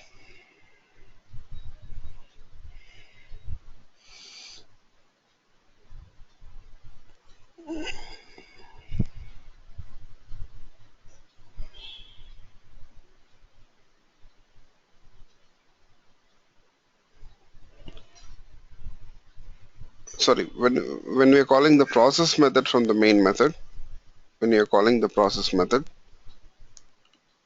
from the main method, you see, we are getting an error. Can you people tell me why we are getting this error here?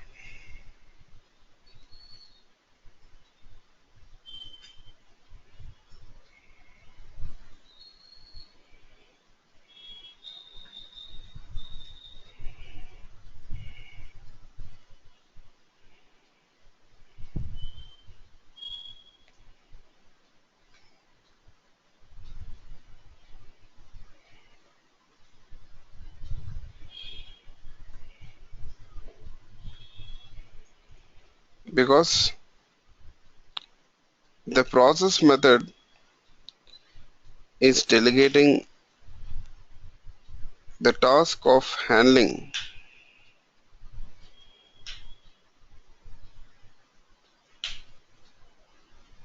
the exception to the default handler, sorry, to the main method, to the calling method, right?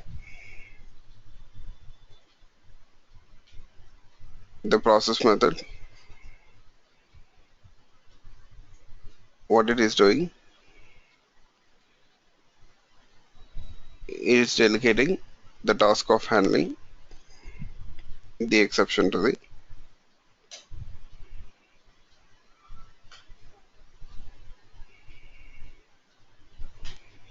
main method. But main method, is it handling the exception here? Main method, is it handling the exception?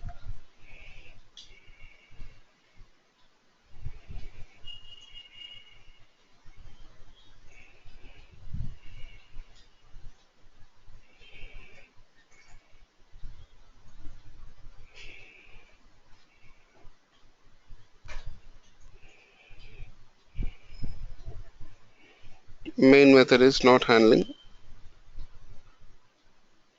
the exception here.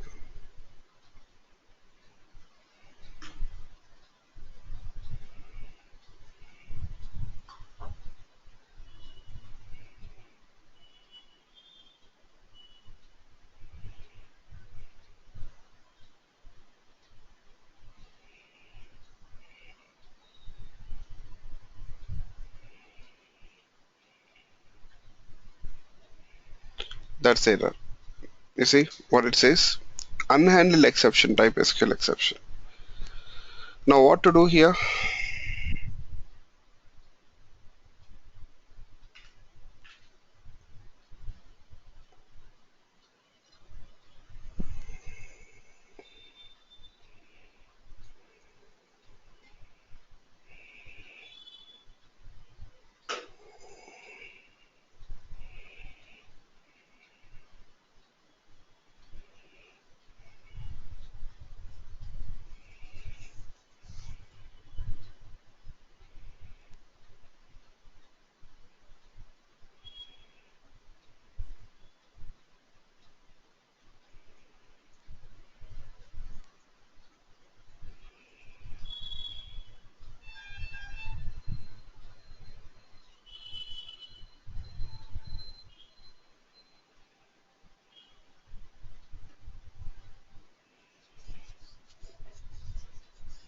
Either we can use try catch or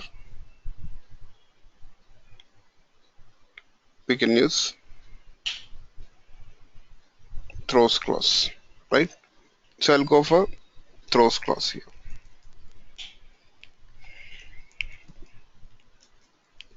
So which indicates that this method handles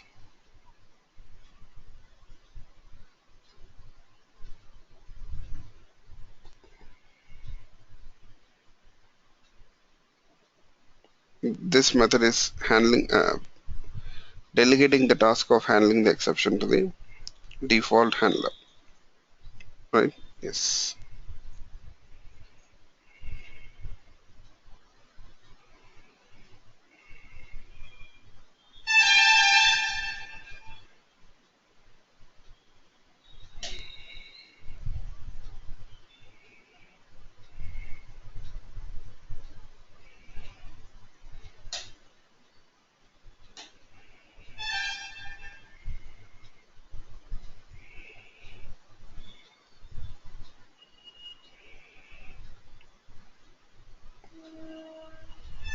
Okay.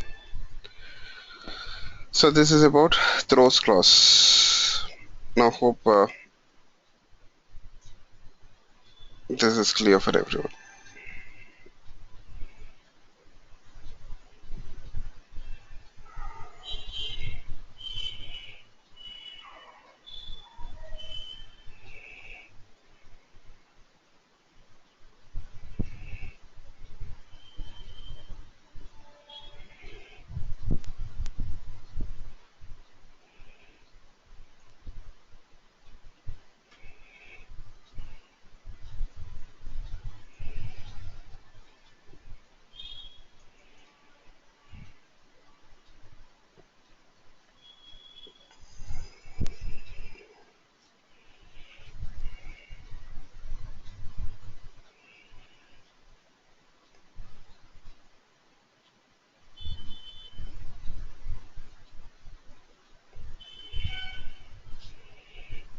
Okay. Let's move on. Now we understood checked exceptions, but how do we know whether a given exception type is a checked exception or not?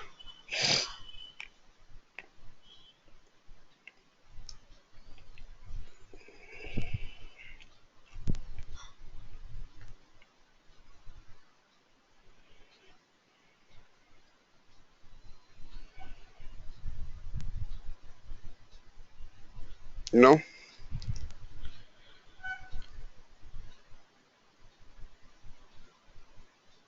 except runtime exception and its subtypes, except runtime exception and its subtypes,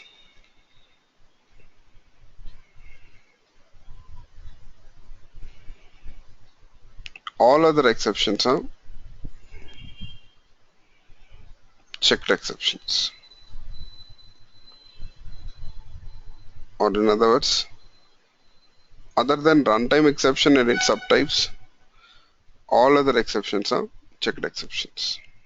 Other than runtime exception and its subtypes, all other exceptions are checked exceptions. Okay.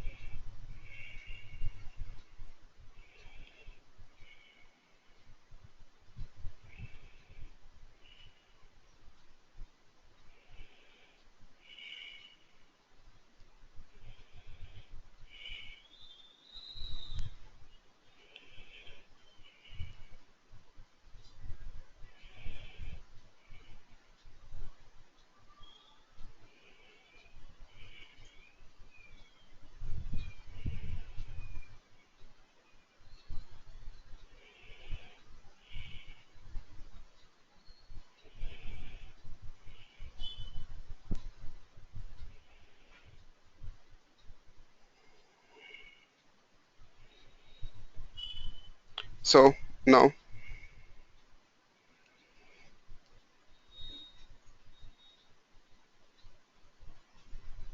let's move on.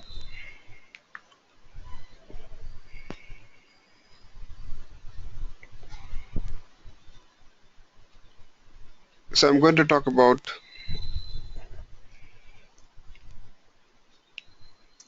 a block called as finally. For suppose, let's say here you're using try catch instead of exception as a throws clause, and here let's say you see you have obtained a connection. After obtaining that connection object, you're performing DB operations.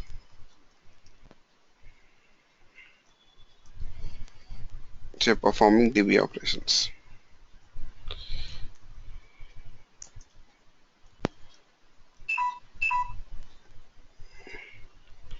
You see, once you're done performing the DB operations, you'll find that you'll close the connection.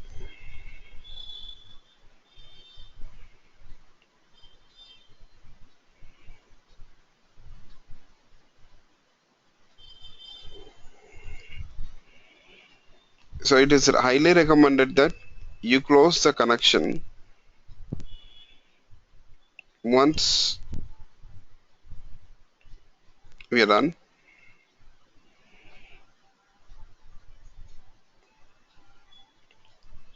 establishing the, sorry, once you're done performing the DB operations. Okay. So once you're done performing the DB operations, you better close the connection. That is highly recommended, I can say. It is highly recommended. Yes. Okay.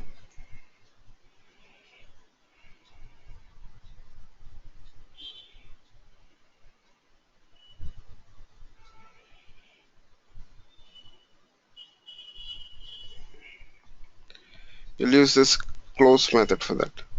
But now I have a question here. Can I guarantee, can I say that this method connection.close, it always executes?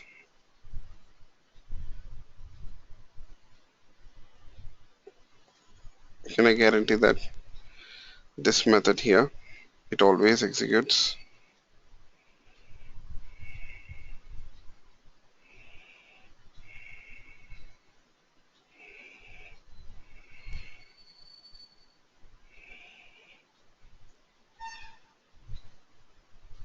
Yes. That close method, can I say that it always executes at any cost?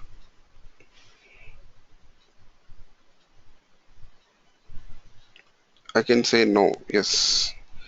Why it is no?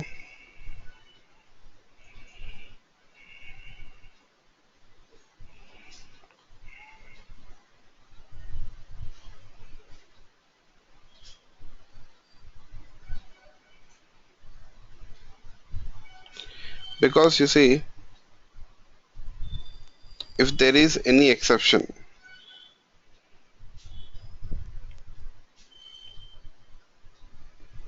before that line 17, you'll find that this statement will not execute. If there is any exception before line number 17, in that case,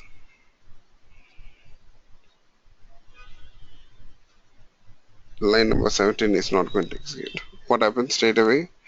The control will go to the catch block here. Straight away, the control will go to the catch block. Yes.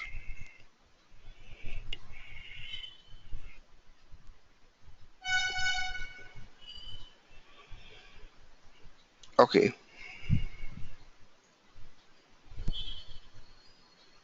So, but I want to make sure that this connection.close method, it always executes no matter whether there is any exception or not.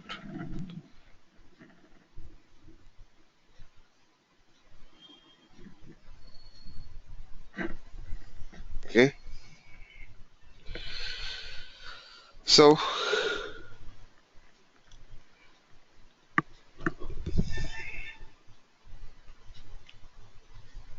you know, this is where you'll use finally block. This is where we'll use finally block. Okay.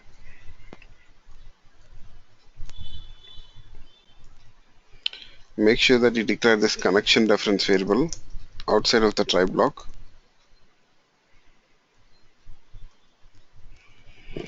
Okay. So that it is visible throughout the method. Okay. Now you see,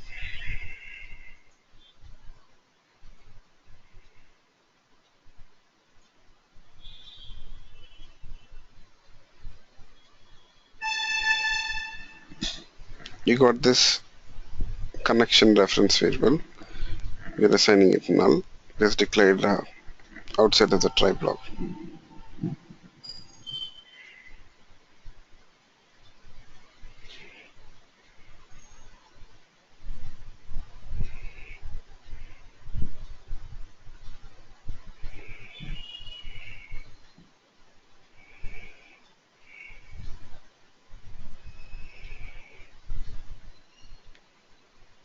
You see, we got the finally block here. In the finally block, I can access that connection reference variable and trying to close it. You know, finally block is always guaranteed to execute, no matter whether there is exception or not. Okay, no matter whether there is any exception or not, you'll find that finally block, it always executes.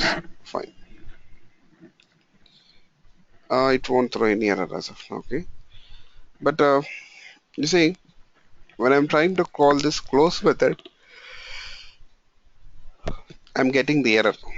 If I'm trying to call close method, I'm getting the error. Okay, so why we are getting the error here if I'm trying to call the close method? You see, what do people think? Why you're getting this error?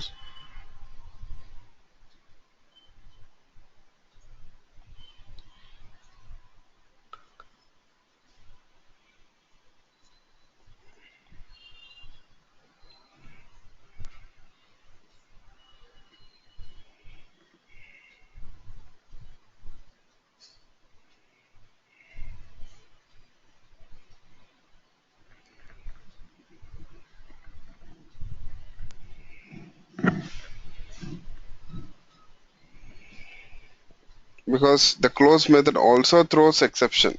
It throws checked exception. Close method here, it throws a checked exception.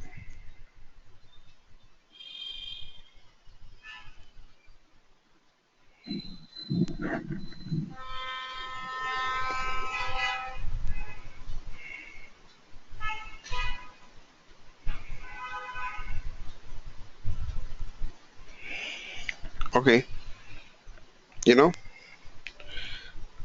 what to do here? How can we avoid this error? Either use try catch or use throws. I better go with throws here this time. Because if while closing the connection you got some issue, what you'll do? You better close the connection, okay?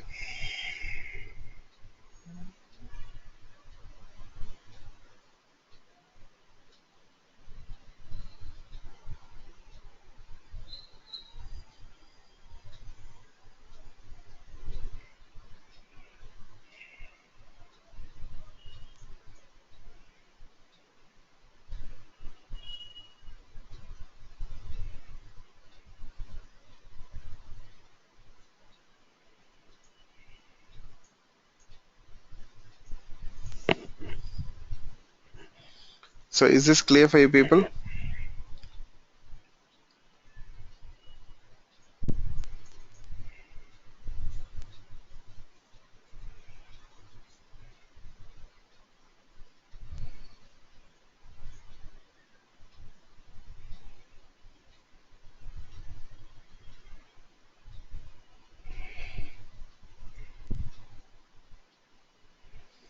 Okay, good. You see, this is the order. Try, catch, finally. This is the order. Try, catch, finally. So, you see, you will have a try block. And for the try block, how many catch blocks can we add for a try block? How many catch blocks can we add? Can we add?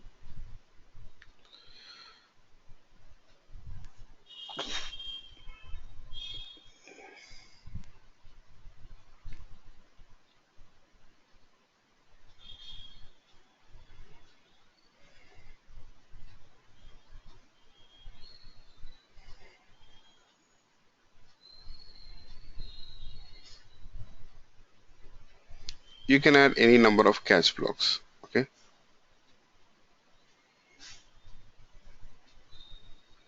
you can add any number of catch blocks.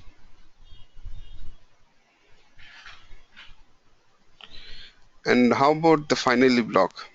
You see, always the finally block should follow the catch block. And how many finally blocks can we add? Only one. Yes, there can be only one finally block. Just one. That's it.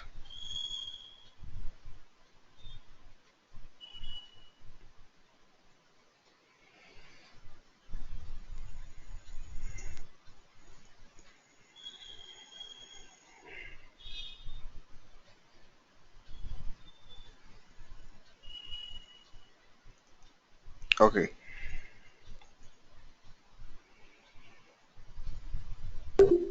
So, can we have a try without a catch block? Can we have a try without a catch block?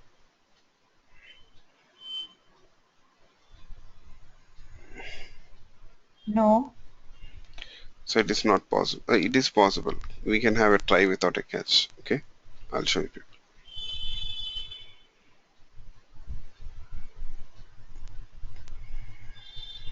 Yes.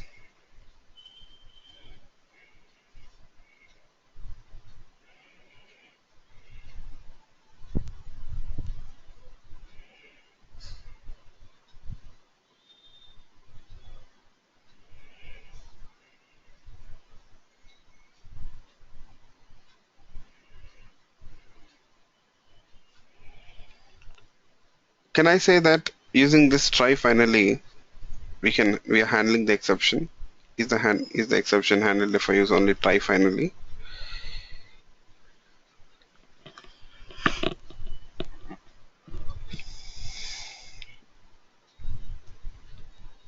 Can I say that we are handling the exception here?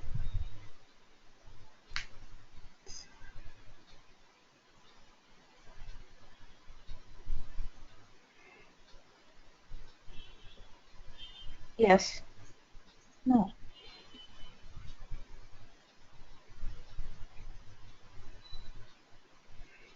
No, we are not handling it. Actually, we are not handling it.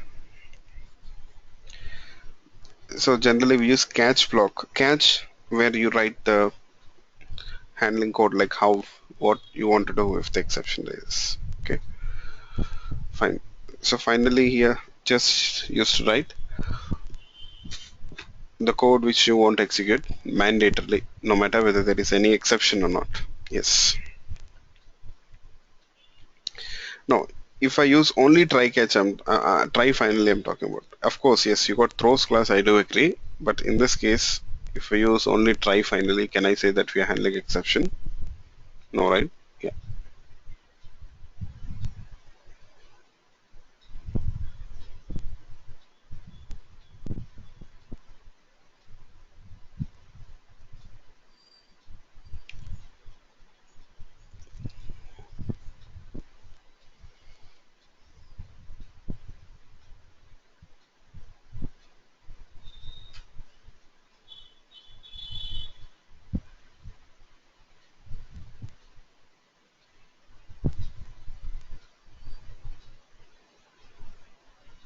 Okay. Just a minute, please. Just a minute.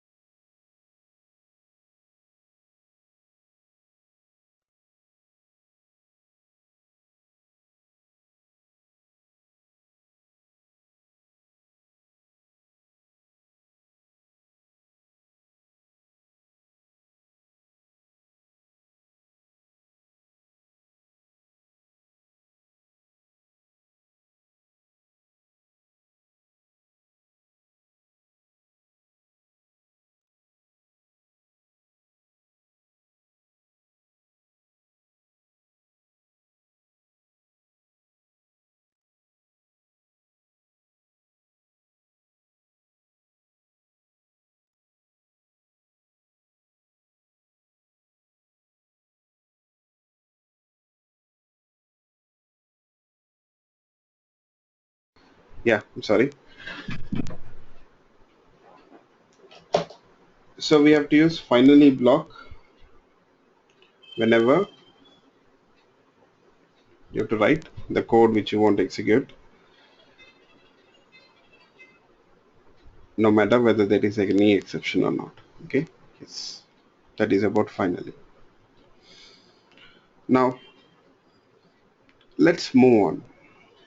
We'll talk about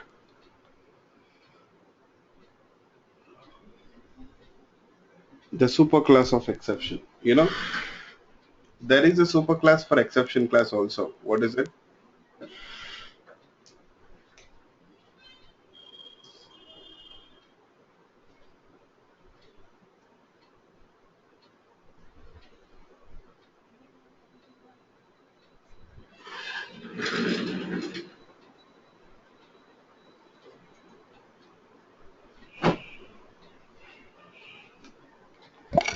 So what is the superclass of exception class? Throwable.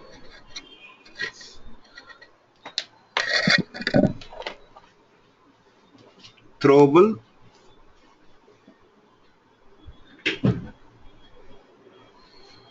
is a superclass of exception class. Yes. Okay.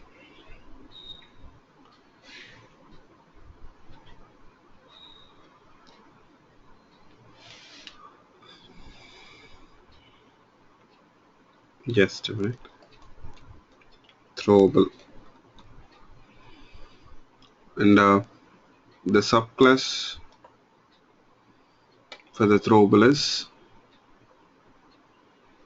exception class. There is one more subclass for the throwable. Is anyone familiar with it? There is one more subclass I can say, for the throwable.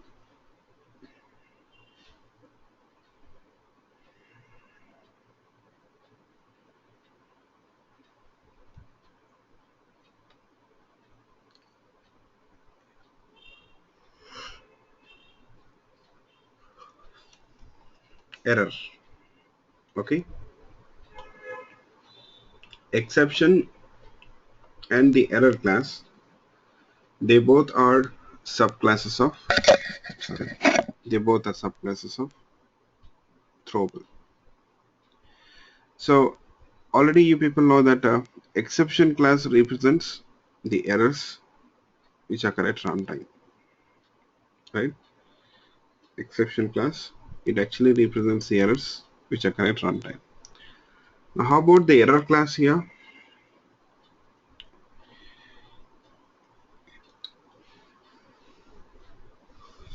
Is anyone familiar with the error class?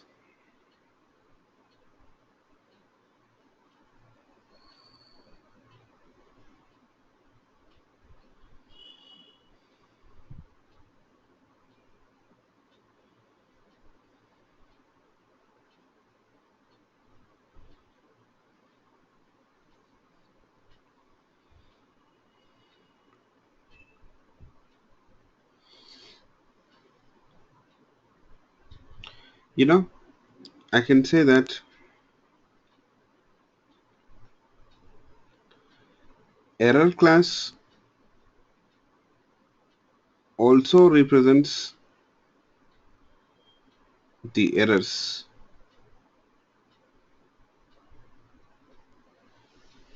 which occur during the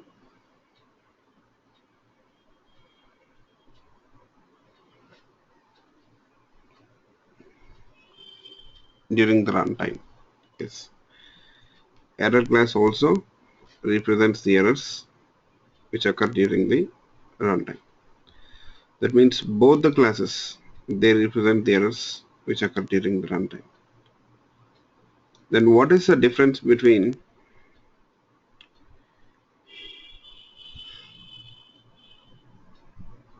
the exception class and the error class here?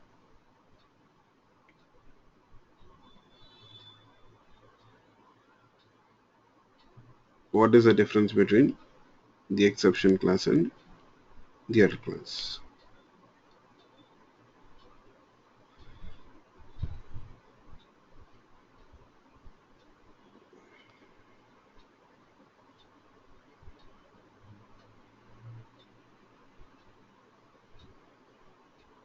So all of you now listen to me carefully. You know, exception class represents those errors which we can handle. Exceptions can be handled. Using try catch we can do that. But errors cannot be handled. You cannot handle errors. It is not possible.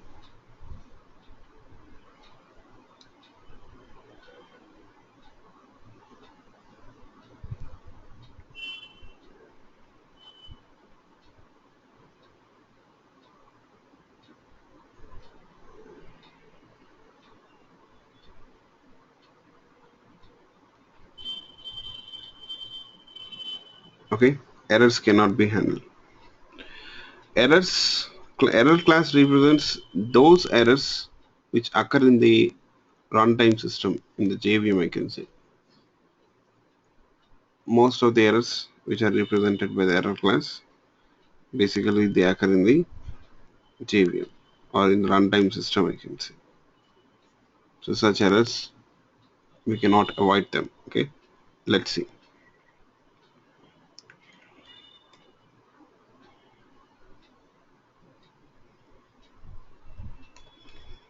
We'll refer to this Java docs.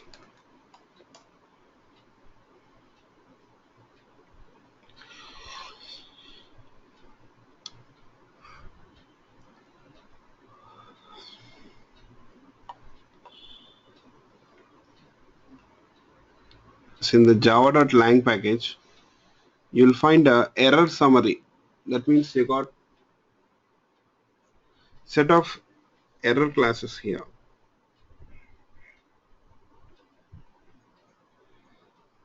And the superclass of all the error classes is error class itself. You see, these are different again. So error, this statement is important. The first line is important. You can make a note of it. Please, all of you, make a note of this line. I'll copy it.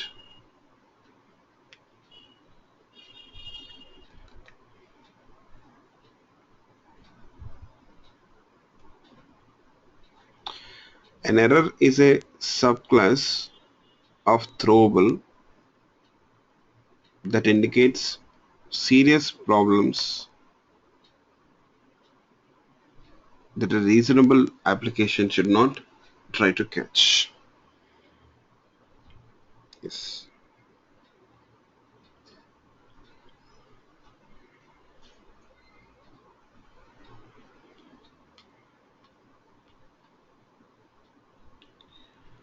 Okay.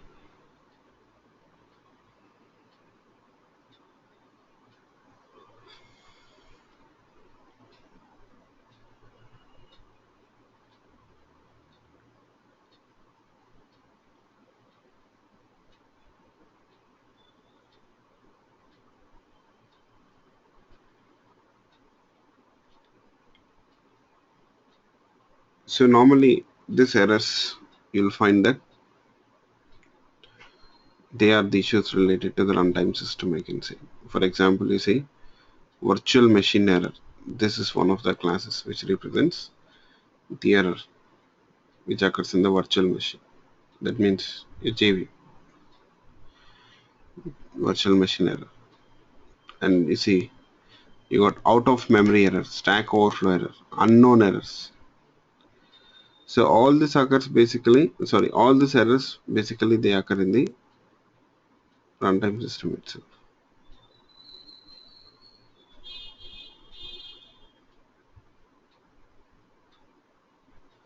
Okay,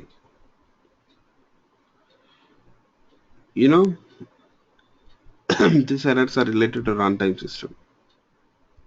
So far, the exceptions which we saw, you'll find that those exceptions basically they represent the errors which occur in the application.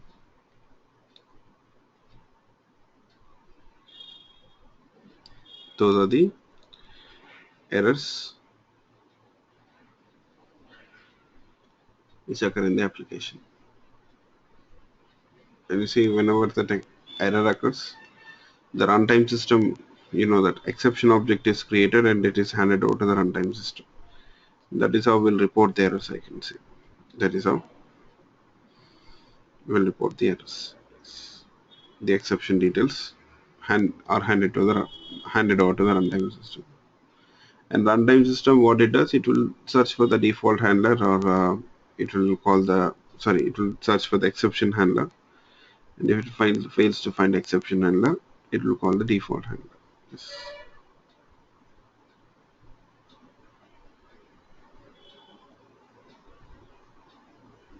Okay.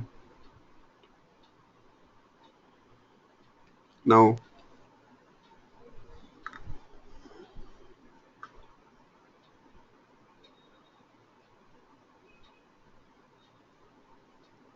that was about exception. But if there is an error, that means the issue is in the JVM itself, in the runtime system itself. So if there is any issue in the JVM or runtime system, you know, simply your runtime system will crash. Simply it will crash.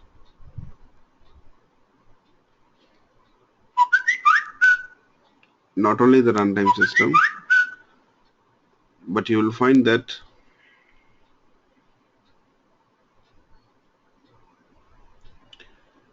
the applications, okay, which are executing on the runtime system,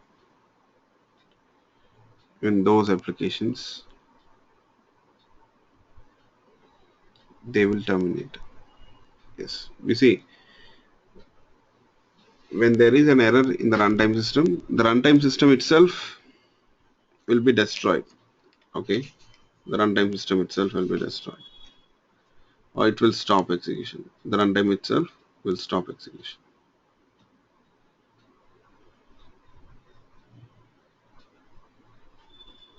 And if the runtime system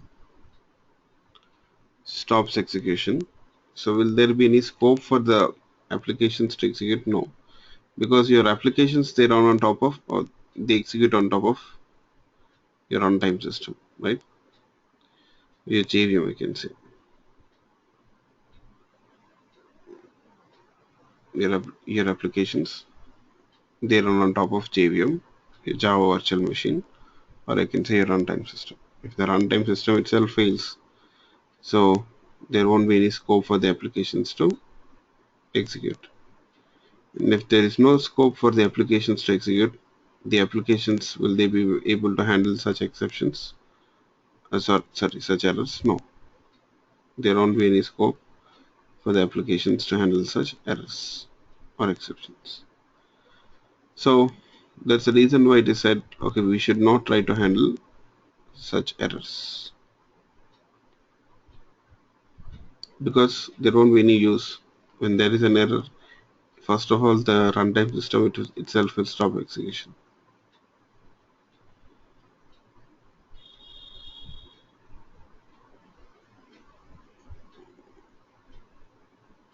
Okay.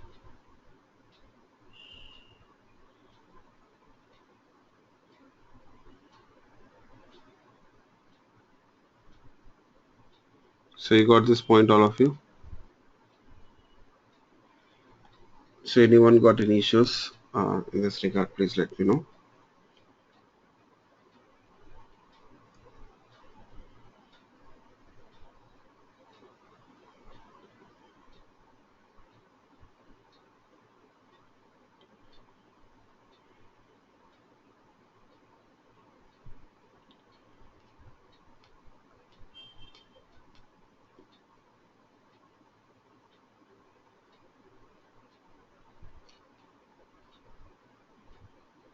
Okay, this is about errors. You see, you can't handle them, and when the error occurs, simply the JVM, your virtual machine itself, stops execution. There won't be any scope for the applications to handle such errors. That's it.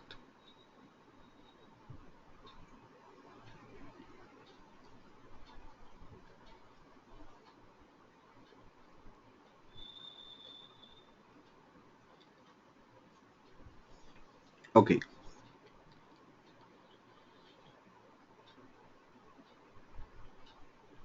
So,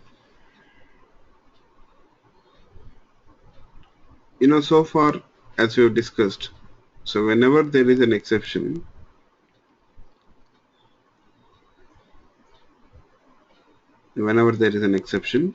so you'll find that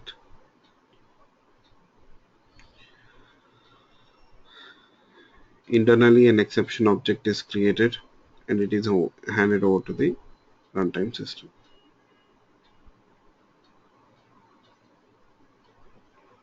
So that is how the exception is reported to the runtime system. So we don't have to write any code for this explicitly or manually, right? Yes. But if you want,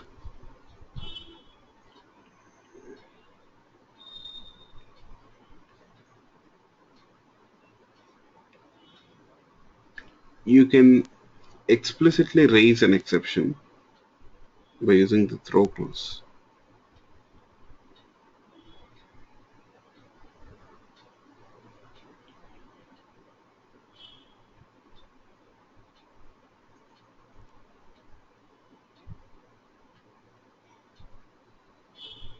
Yes,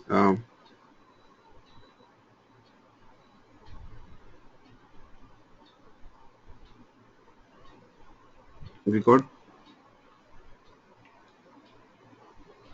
this option here. I'll show you people.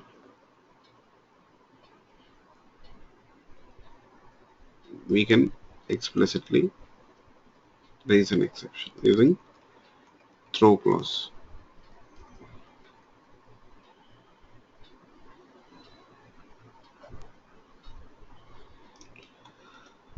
For suppose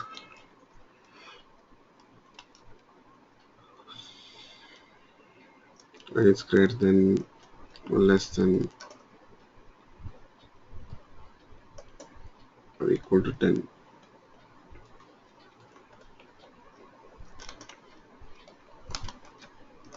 So if you want, you can explicitly raise an exception. This way. You can explicitly raise an exception. Okay.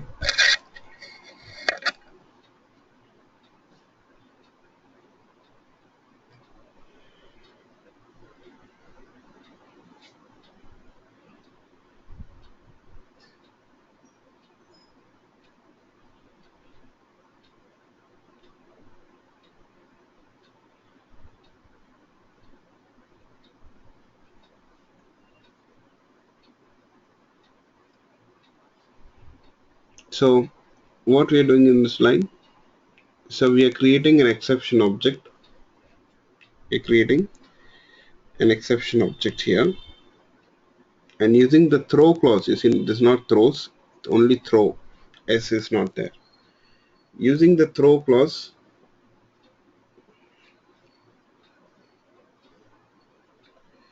we can hand over that exception object to the runtime system. So what we're doing, we're simply handing off that exception object to the runtime system. Or in other words, I can say that we're throwing an exception. We're throwing an exception. Okay, we're trying to explicitly raise an exception here. Trying to raise an exception. So we are handing off and handing over that exception object to the runtime system using the throw class. So which exception object here?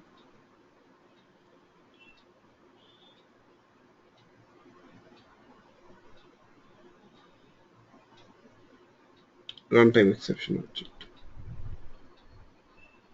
Okay, just for your information, remember this throw clause is used to hand over the exception object to runtime system.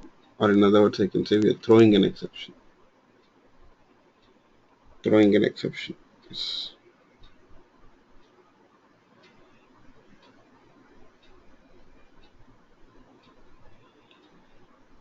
Okay.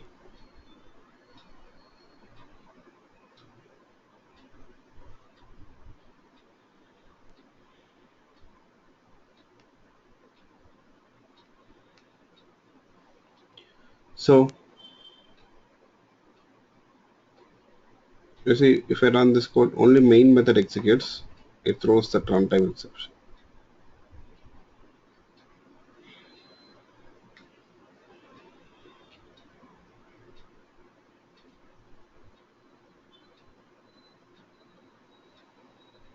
Okay, now I'm going to show you people few exercises. I want you people to work with them, okay? Related to exceptions itself.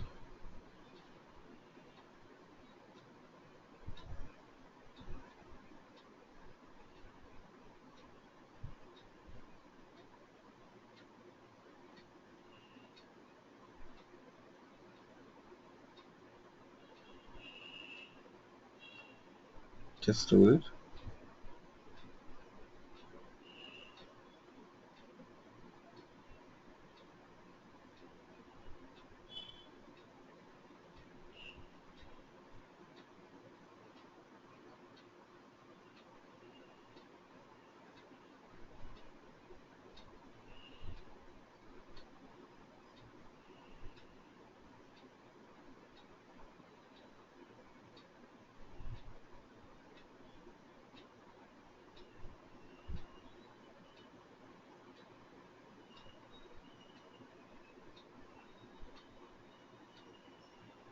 Okay, got your question. Just a minute.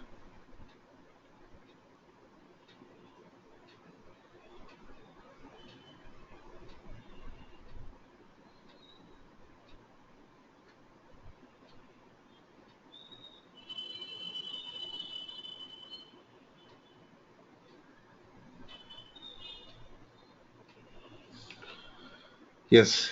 So all of you check this question and answer this question.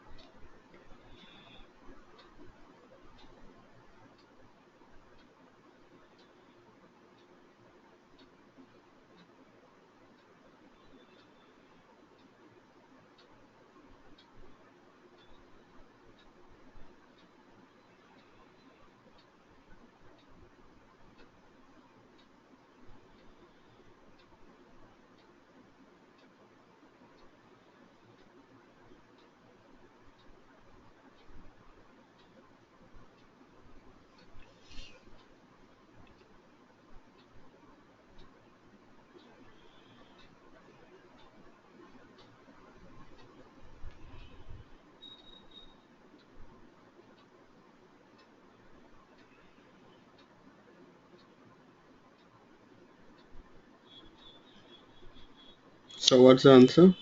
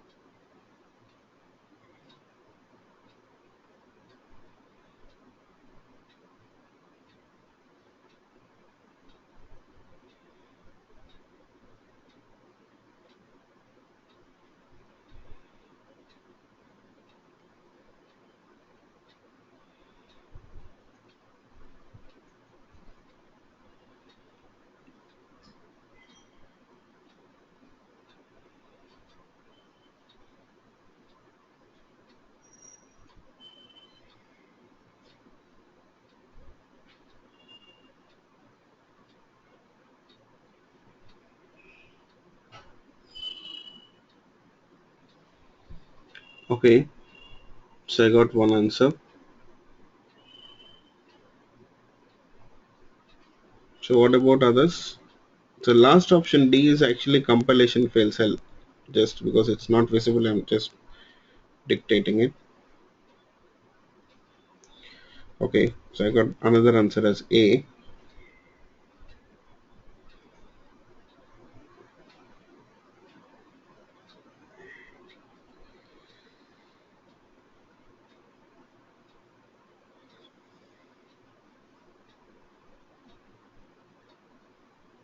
Okay, see.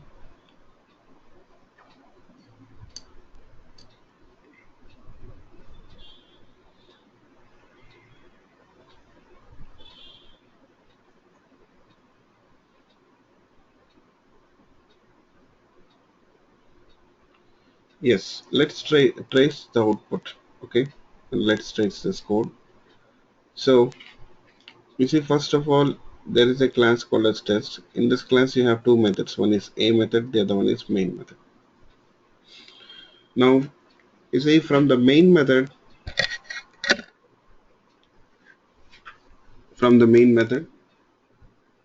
we got a call to the a method here, right? So when the a method is called, you see, in the main method, you got a call to a method. So when this a method is called, you see what it does here, it will simply throw an exception. Just now we saw this kind of statement. So explicitly raising an exception here. And when the exception occurs, what happens? Exception object is created and it is handed over to the runtime system. Runtime system now will search for the exception handler. So in the A method, do we have exception handler? Can I say that we got exception handling code here?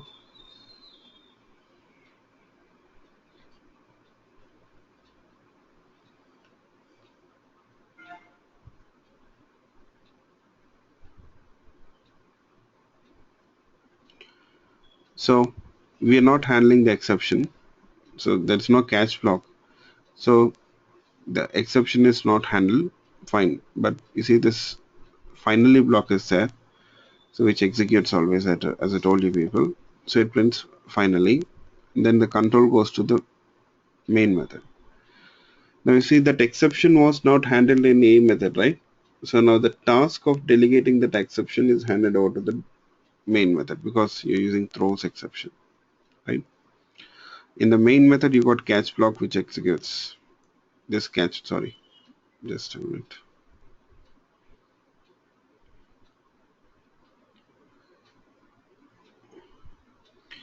Yeah, see this catch block executes and it prints exception. And followed by that catch block, you see we got the statement 15 line number 15 which prints finished. So the answer is try. Sorry, the answer is C. Finally, exception and finished here. Yes. Okay. So is it clear for everyone?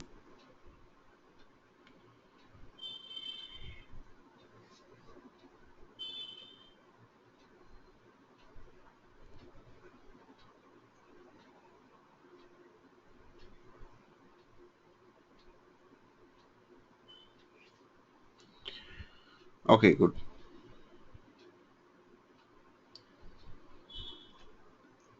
Now I'll show you people another question. Just a minute.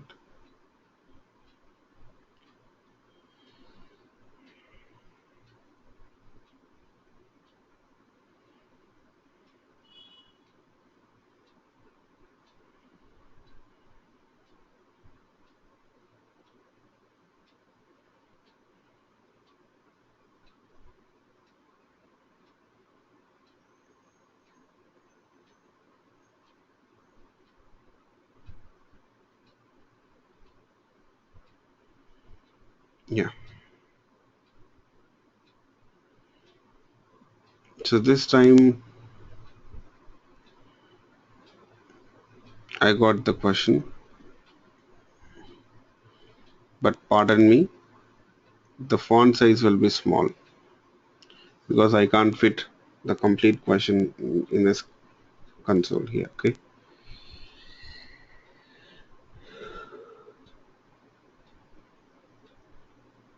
So trace the output.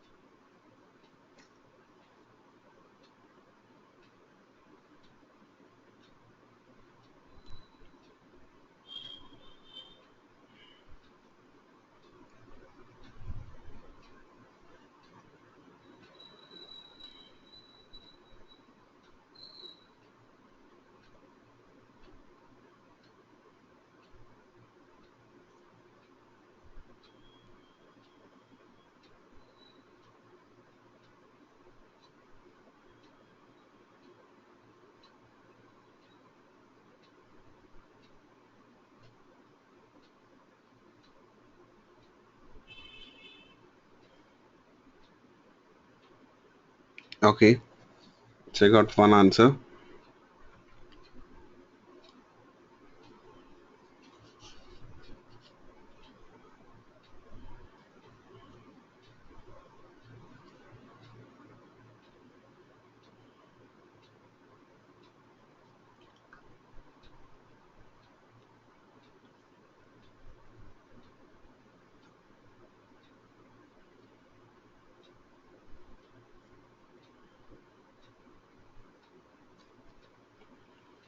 So let's try to trace this output. Okay, yes.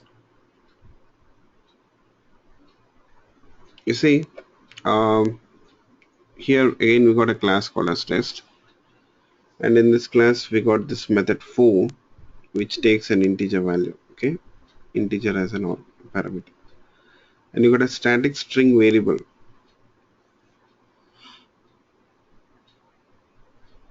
There is nothing initial in that variable. Okay, next we got main method here. You see down in line number 21 down, the second page down. So you got main method, so which is invoked twice. It is invoked 3 times. Sorry, 2 times. Twice, 2 times. First time to that method 4, 0 is passed.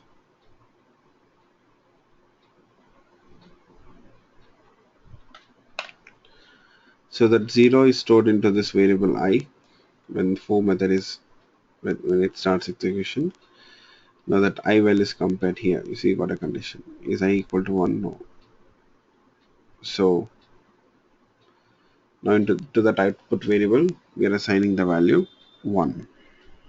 Okay, that means it's a string content 1.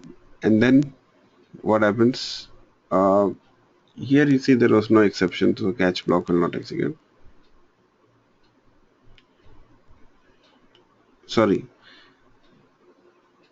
this condition fails, right? So you see the if block here, it ends here. Sorry, here.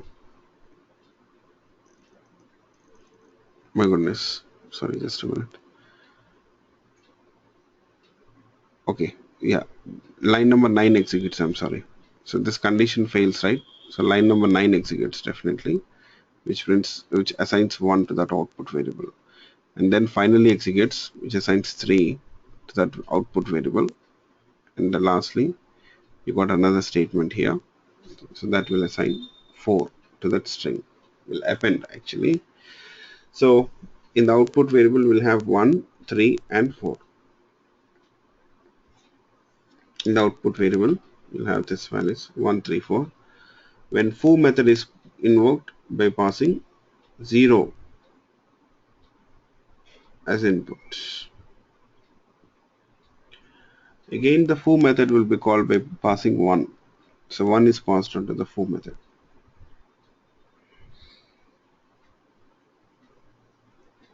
So this time you see in the try block, the condition checking will be done.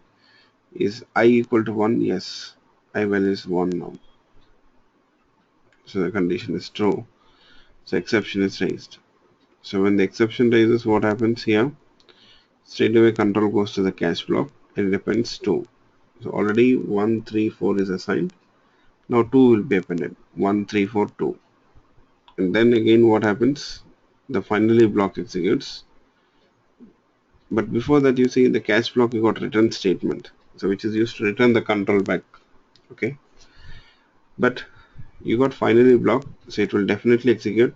So it appends 3 to that string. So once one initially got 1, 3, 4, then 2 and 3. Finally appends 3. And this statement in line number 18 will not execute. So why the statement in line number 18 will not execute? Yes. Why the statement in line number 18 will not execute?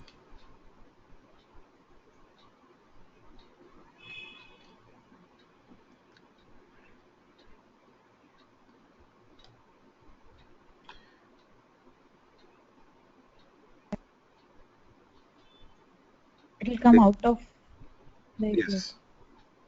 Because the return statement here, it makes a difference. So it returns control to the calling method. So finally executes after that. This way, line will not execute. If there is no return statement in line 13, then line number 18 also executes. You got the point, all of you? Yes. So the output will be 13423. That's it. 2, 3.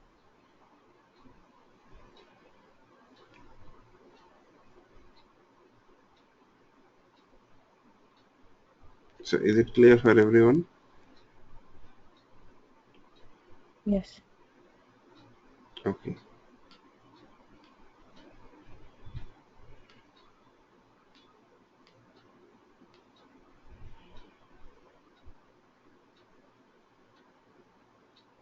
So anyone got any questions?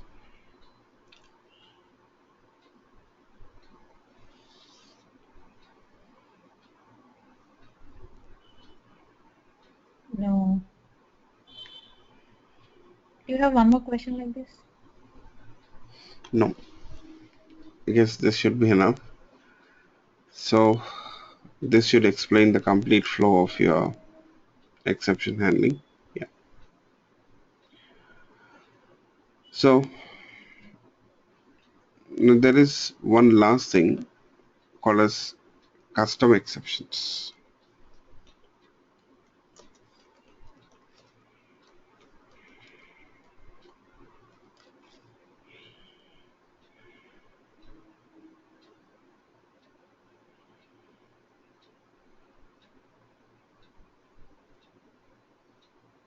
Or custom exceptions, or we say user defined exceptions. So far we were working with predefined exceptions. That means the exception classes which are already defined in Java. So we're just making no use of it. You got custom exceptions. That means your own exceptions. Your own exceptions. User defined. That means you can define your own exception. Now, this task of why we need custom exceptions and how to create custom exceptions, I'm assigning it to you people. Okay. So I want you people to find out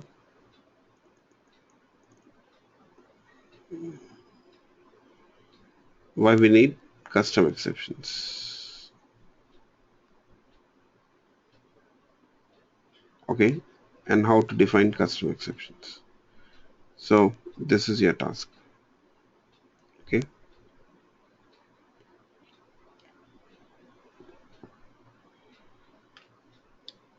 So with the custom exceptions, I can say that we'll be done with exception handling. So in the next class, I'll start with streams itself, IO streams. Okay. So we'll meet on Monday again at our regular time. Monday at our regular time itself. Okay. 8 a.m. Central Time, which is 6:30 p.m. Indian time for me. Yeah. That's all for today. Yes. So I'll stop it here. So next class on Monday at 6:30 p.m. Indian time. Yeah. Okay then.